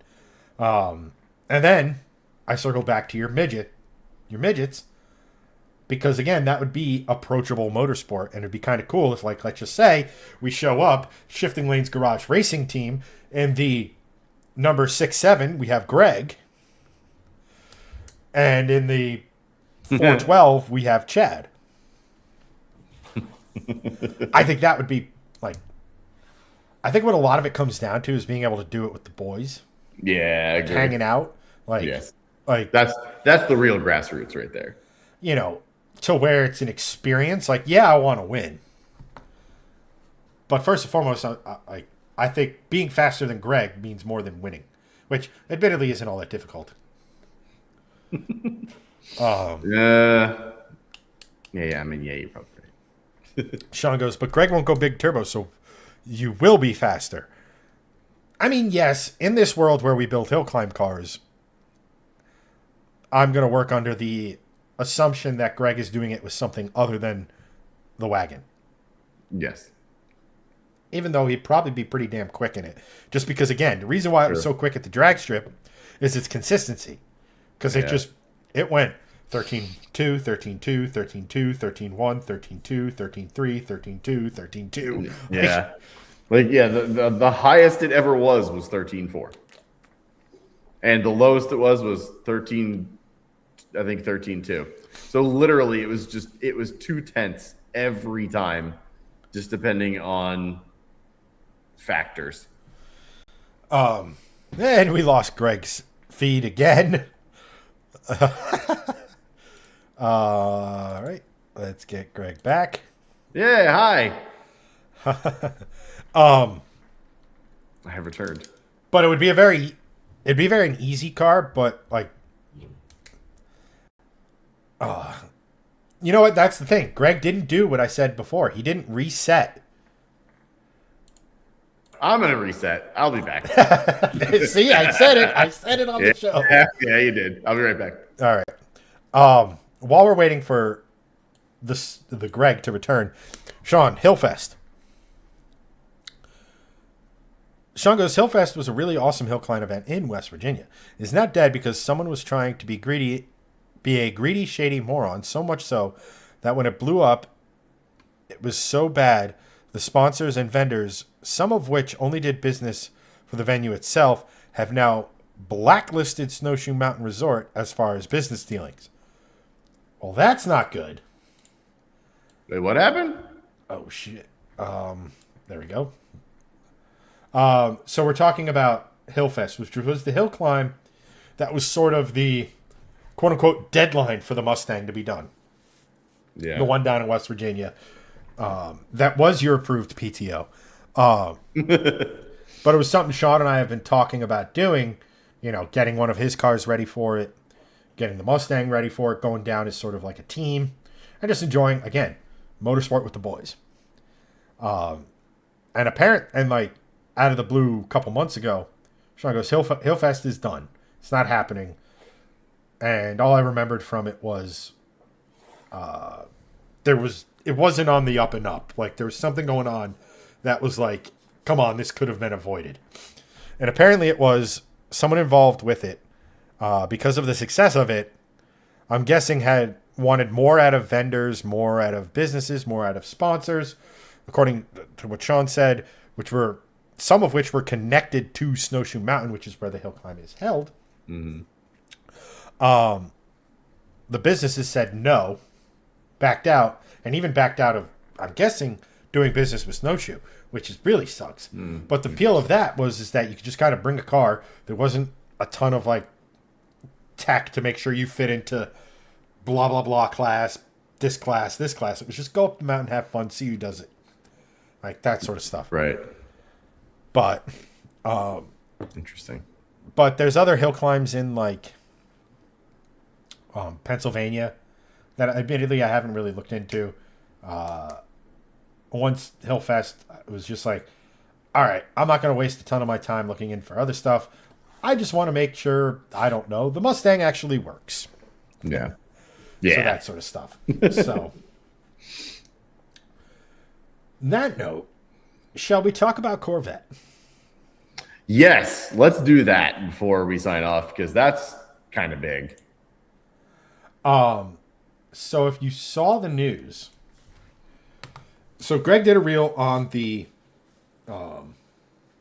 Los Grand Sport. It's the Grand Sport, and it's real. It's a thing. It exists. And the reveal was down at Sebring. The soft reveal, I guess we're calling it. Yeah. And I've been speculating for months that Tremec announces at PRI a manual transmission that bolts directly into a C8 Corvette and a Mustang GTD for that matter.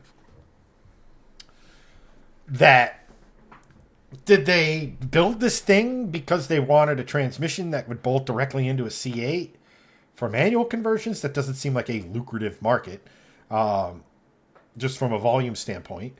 Even if you throw the GTD in there, both of these cars are so ruinously expensive that I don't know if there's anybody who's going to be daring enough to modify it, let alone the fact that I don't even know if the GTD's ECU is unlocked. I doubt it. Although there is a guy running around with a 3-liter Whipple on there. Anywho. So, and I guess from what I've done research-wise is that they made this transmission because it's a universal mounting system that they could theoretically use within some kit cars and some like radicals and things like that. That is a business that is more feasible than manual swapping cars that are incredibly hard to manual swap.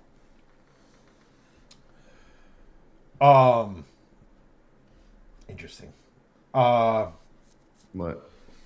No, I'm unimportant. Just one of those things where something caught my eye and my brain did things, and it's unimportant to the show. Nice. That will happen. Yeah, Dave does go that Garrett, Cletus, and HP Tuners have unlocked the ECU for tuning purposes in the C8 Vets, basically, the ZR1 and the Z06. Yep. And you're 100% correct about that. Where I'm coming from is more of what is the engine telling the transmission? What does the transmission need to tell the engine for the engine to do because there's a ton of stuff that's programmed into those engines that they ran into difficulties with when they were tuning it.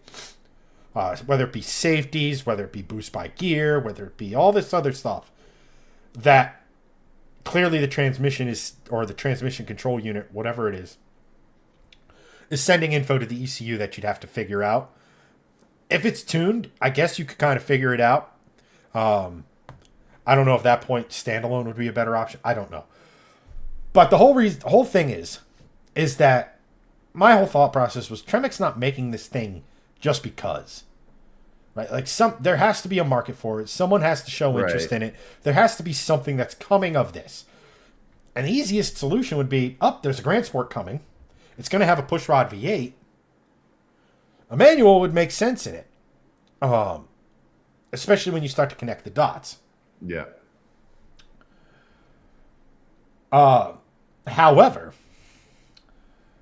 Tony Roma, chief Corvette engineer at the Grand Sport, I think launch it was, says a manual C8 is not coming. Customers voted with their wallets, and we didn't get enough votes. You also didn't make a manual C8, so how the hell does that make any sense? I digress. Correct. Giving him the benefit of the doubt, I'm going to say that was on the C7 side of things. I'm not saying it's true, but if we're just trying to see some semblance of logic from the guy. Yeah. He also would go on to sit here and say, let me just pull up the exact thing. Tremec showed something at SEMA last year that I wish they wouldn't have shown. That is not real. Referencing the Tremec manual transmission that we just mentioned. And to Tremec's side of it, they said nowhere in the literature that Tremec insinuate that the transaxle was anything more than an aftermarket replacement for the sports car's stock DCT, contrary to Roma's comments. Certainly seems like a real part, so we, being the drive, literally went out and asked Tremec, like, dude, this guy just threw crazy shade. Is this a real product or is it vaporware? Coming from someone like Tremec, I doubt it. Yeah, agree. A representative of Tremec's marketing team said in an email to the drive, at this time, we do not have any comment to share regarding the statements referenced. We respect that our customers and partners are entitled to their own perspectives, but unfortunately, we cannot comment on this time. Translation, GM's wrong. This thing is absolutely real. We just don't want to sit here and take a dump because guess who makes the DCT transmission for the Corvettes, for the Mustang GTD, for a lot of the performance stuff? Greg. Is it Tremec? It is, in fact, Tremec. Whoa! Wow! No shit. So if they were to get in a gigantic pissing contest, who's to say that Chevrolet doesn't go looking to say ZF? That's exactly the point I was going to make. Like, Chevy will just drop Tremec like a bad habit. They're in the business of making money, not building relationships. They will, and there's however many number of transmission shops out there that will gladly supply Chevrolet with any number of different transmissions. The ZF is a great shout. And that ZF 8-speed is arguably one of the best transmissions ever made. So, like, yeah, Tremec does not want to step on any toes here. So it's a weird scenario. It's a weird situation just because, like, obviously it exists. and Tremec Chevy, even has put one, according to Tremec. Yeah. They've put one in a C8 Corvette. Right. So, like, yeah, right. Like you made a great point at the beginning. Like, Tremec isn't in the business of just making one-off transmissions that could not really make them money. Like, I would imagine the market for manual swapping C8 Corvettes is very small. But if the manufacturer offers one, Ooh, that's a very different scenario because you can buy one from factory. You don't have to manual swap it. You don't have to buy this thing, then add extra money to it, and yada yada yada. So it's coming. I'm just gonna say it. It's coming. There's a thing that's happening. It is definitely going to eventually be here. I just don't think Chevy is ready to unveil that yet. See, I want that to be true. I think it's coming.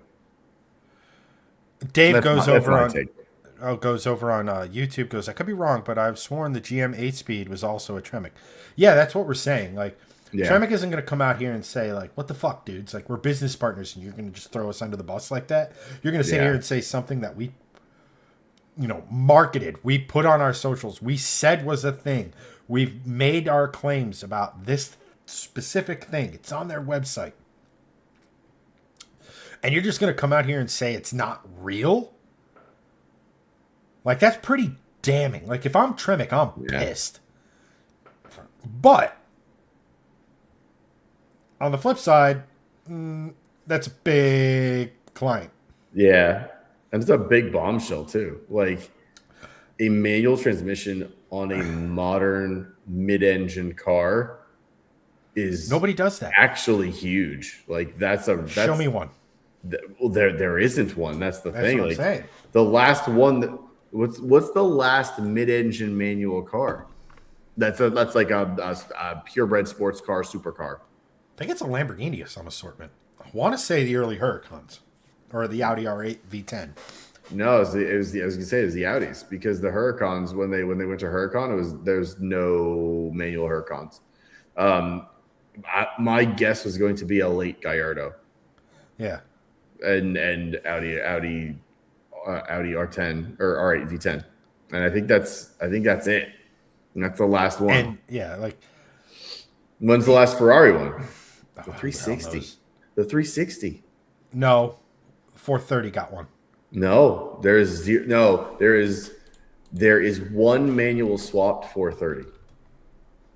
But oh wait, no, you're right. No, the 430 did get one. I'm thinking of 430 Scud. Yeah, because it's Tavares. There's that one, but there's also a shop, or not a shop. There's a bunch of guys that did it before Freddie did. But I'm thinking of 430 Scud. But I think there is a 430 with it. But even so, 430, that's early 2000s Ferrari mid-engine. Because after that is a 458. Didn't have one. Nope. 488, and then whatever came after the 4. I don't even know. SF90, whatever the fucking it was just like. Their lineup got so confusing, but either way, the last real Ferrari mid-engine manual car was 20 years ago. Yeah, and it's a gaping hole in the market. Now, an argument could be said, it's a gaping hole in the market, but it doesn't seem to hurt sales. Well, that's the thing. Like, customers have voted. 100% of customer buyers have bought the automatic. That's all you make. So, of course, good percentage. Yes, and 100% of human beings prefer breathing oxygen. Yes, 100% of humans live on Earth. Here's the thing. I have a slightly less rosy outlook on this. If you watch the way this dude said it, he felt backed into a corner. Now, that could mean one of two things. Like, I've designed this thing. It is an incredible piece of engineering. Not denying that. And all everybody wants to talk about is something that is objectively worse. Like, he's got engineer brain. But he's like sitting here. It's like, man, I have the answer. Why don't you put a manual? Why didn't you put a manual? And instead of sitting here saying, we've looked into it, or, hey, here's an order sheet for manual Grand Sports. I'm not saying we're going to make it, but if we get 5,000 orders or whatever, pick a number that makes a sense, we'll do it. Right.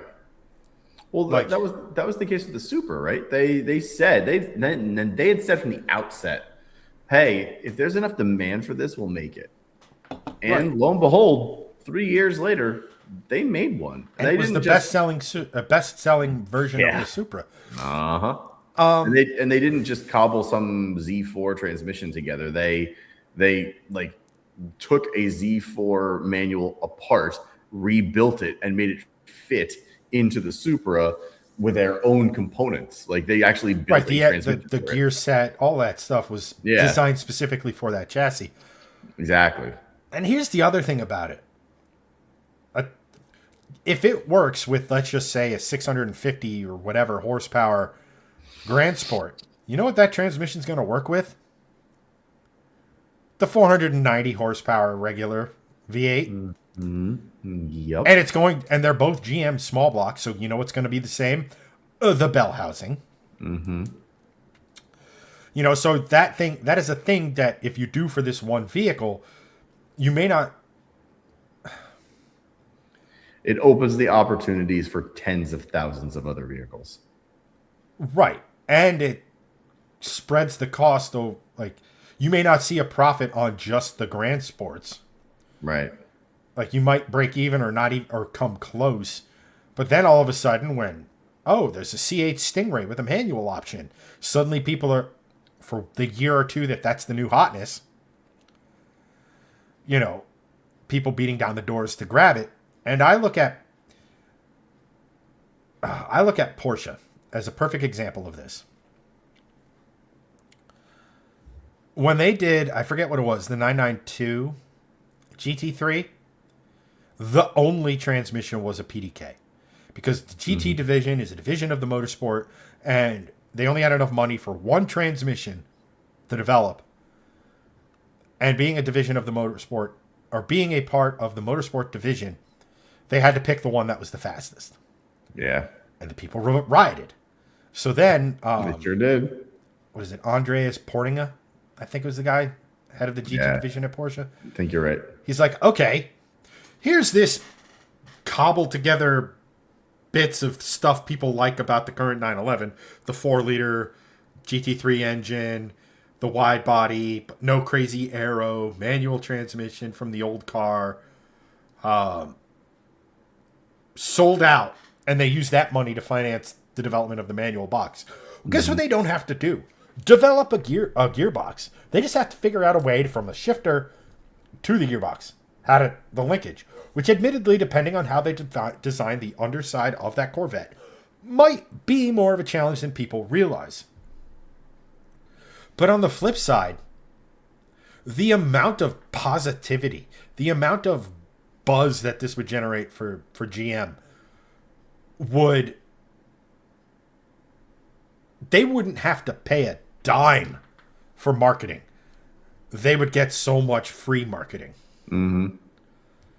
That even if it's like, we're only going to sell 20,000 units out of 100,000 or 200,000 or whatever. I don't even know what Corvette sales are. Probably should have looked into that, if I'm being honest. Like, it just makes sense you're getting buzz. And I know people who don't necessarily love the manuals. There are car guys out there who prefer automatics. But if, like, they get the buzz, they're like, ooh, that car, that looks like a lot of fun. Oh, I have the option of a DCT or a manual. Let's go. Yeah. All Chevrolet had to say was, it's not in our, I know it's going to disappoint a lot of people. It's not in our plans at the moment. We know Tremec has made this thing. Hats off to Tremec. And it's something we will look into in the future. The typical corporate speak of being the dad, of being like, sure, son, I'll tell you what. You want to have that? We'll talk about it when you're older. And maybe you do talk about it when they're older. Or maybe it just goes away. You just never talk about it again. Yeah. So, yeah. But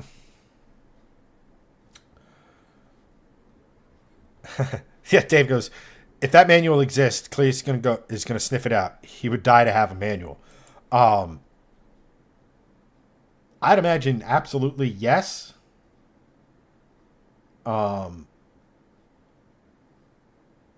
mean, let's face it. If he sells Eagle, he's going to have the disposable income to make it happen. Yeah. But on that note, I have yet more. No, I'm kidding. On that note, and now we're going to go into hour 3. Yes. Now, Greg. Yes. Ooh, Lethal Performance just put up the stuff from about the 641 Mustang. Ooh, interesting. That's slightly more credibility. Yeah, they're saying the exact same thing we are, though. Oh, okay. So it's just a repost kind of thing. Yeah. Per the latest video from Stateside Supercars, Ford has been working hard at the Nurburgring testing the latest and greatest Mustang GTD, in parentheses, Evo, question mark. Mm-hmm. And per their own timing, it has decimated the ZR1X lap time with a 6 minutes 41 seconds .74. I never know how to say that without sounding like a complete donk. Mm-hmm. Now this is in all caps unconfirmed, but it looks to be promising. What do you guys think? Did Ford grab the title back from Chevrolet? No, engagement bait. No, that's as posts go. That's pretty damn legit. Yeah. Well, that's something I'm going to have to keep an eye on. Yeah, for sure. In hindsight, I wish I had seen this when it first came out. I could have had a reel filmed for it. At any rate, I'm now talking out... all the butts. Not that, just having a conversation that is something we could do next time on Shifting Lanes. On Shift Talk. Next time on Shift Talk, extreme close-up of Greg. Oh, no! Woo, woo, woo. Diddly-doo, diddly-doo, diddly-doo. You did what with my Volvo? Dun, dun, dun! Hyper Spanish telenovela zoom into the face. Ay, Dios mío! Madre de Dios! And on that note, I know we hinted on it earlier in the show, but Greg, why don't you send us off with your dad advice of the week? Yeah, it is exactly what we talked about earlier. Live life a little bit slower. Don't necessarily stop and smell the roses, but you don't got to race around and do everything all at once, constantly. Slow down. Sometimes things that are worthwhile take some time. Make them take some time. Take the time to actually do them correctly. Don't just, like my youngest does, beeline into a wooden pile because you've run way too fast and face planted into the deck. Sometimes you should just walk there. You'll still get there in relatively the same amount of time. Just live a little bit slower, and life might be a bit more enjoyable for you. Your son's spirit animal is Cam Scataboo. Dude, honestly, pretty fucking accurate right now, considering he's like, I'll leave it with this. My wife told me she dropped him off at school. It was either yesterday or today, I forget. But he gets out of the car, and he's got like two friends that are just walking in. They're like, "Yo, what's up?" He's going, "Hey, what's up, guys?" I'm just like, "You're 6. What are you talking like this for?" And I'm like, "This is it." His speed with that attitude is literally Cam Scataboo, and I'm just like, this kid, he's the next fucking like Honey Badger running back. God damn. Hey man, Randolph. You know, yeah, that running style is making a comeback. And sure is. Hey, I possibly a conversation for another day, because obviously having your kid play football is a bit of a decision. Yeah. He's into flag football. Enjoyed it. So fantastic. We'll see. I'm just picturing him just like. Oh, dude, he ruined everybody. That's great. Oh, that's so fantastic. Awesome. He definitely trucked a few kids too, and I was like, "Ooh, okay, we're gonna need to get you into more hitting sports like hockey and lacrosse, because we need to teach you how to hit. Because what you just did, was super not okay. It was very cool, but super not okay. Chin up, yes, and pick a shoulder." Oh yeah, he did this and just like forearm shivered them and just made them fly, and he just like expanded his arms and was just like boom, and the kids went flying. I'm just like, very sweet. Also, don't do that, but very sweet. This is flag football. You oh man, and given your family's history with not being the tallest, that dude is going to be just all knees and shoulders. He is the next Darren Sproles. Well, I'm just saying, like if he has some muscle mass on him and he's going to be very hard to tackle. Oh yes, and he's very strong for a 6-year-old. That's very small. Like last year, he was doing wrestling and wrestling second graders and pinning them, and I'm like, okay, this kid's fucking strong. Shit, we got a problem. We got a real problem. A good problem, but a real problem. Hey, I mean, wrestling's a hell of a sport. Jiu-jitsu might be a good thing to get him into. Yes, we're also looking into that as well. He's the dude's like a pure athlete, so we're trying to figure out what he wants to do. The fuck he get that from? I don't know. Probably Kate's side. The mailman? I mean, your guess is as good as mine. Turns out he's like 6'4", runs a 4.3 40. I'm just like, it's cool. I'm cool with what happened in the Whatever. past. Don't have to pay for college. I'm excited. Exactly. Yep. Get that scholarship. Let's go. Fantastic. But yes, to piggyback on Greg's point, yes. Oftentimes taking your time to sit down, do something right the first time will take you less time than trying to rush through it and doing it multiple times. So, yes. Excellent advice, as always, from the Gregson. Thank you to everyone who watched, commented, shared, liked, all that sort of fun stuff. We really appreciate you guys. I will be back next week. I will have a special guest for you, you guys. It's looking like. While Greg, selfishly is enjoying the Florida sun. Yes. But for this one, guys, that's going to be a wrap. Thank you again, and I will catch you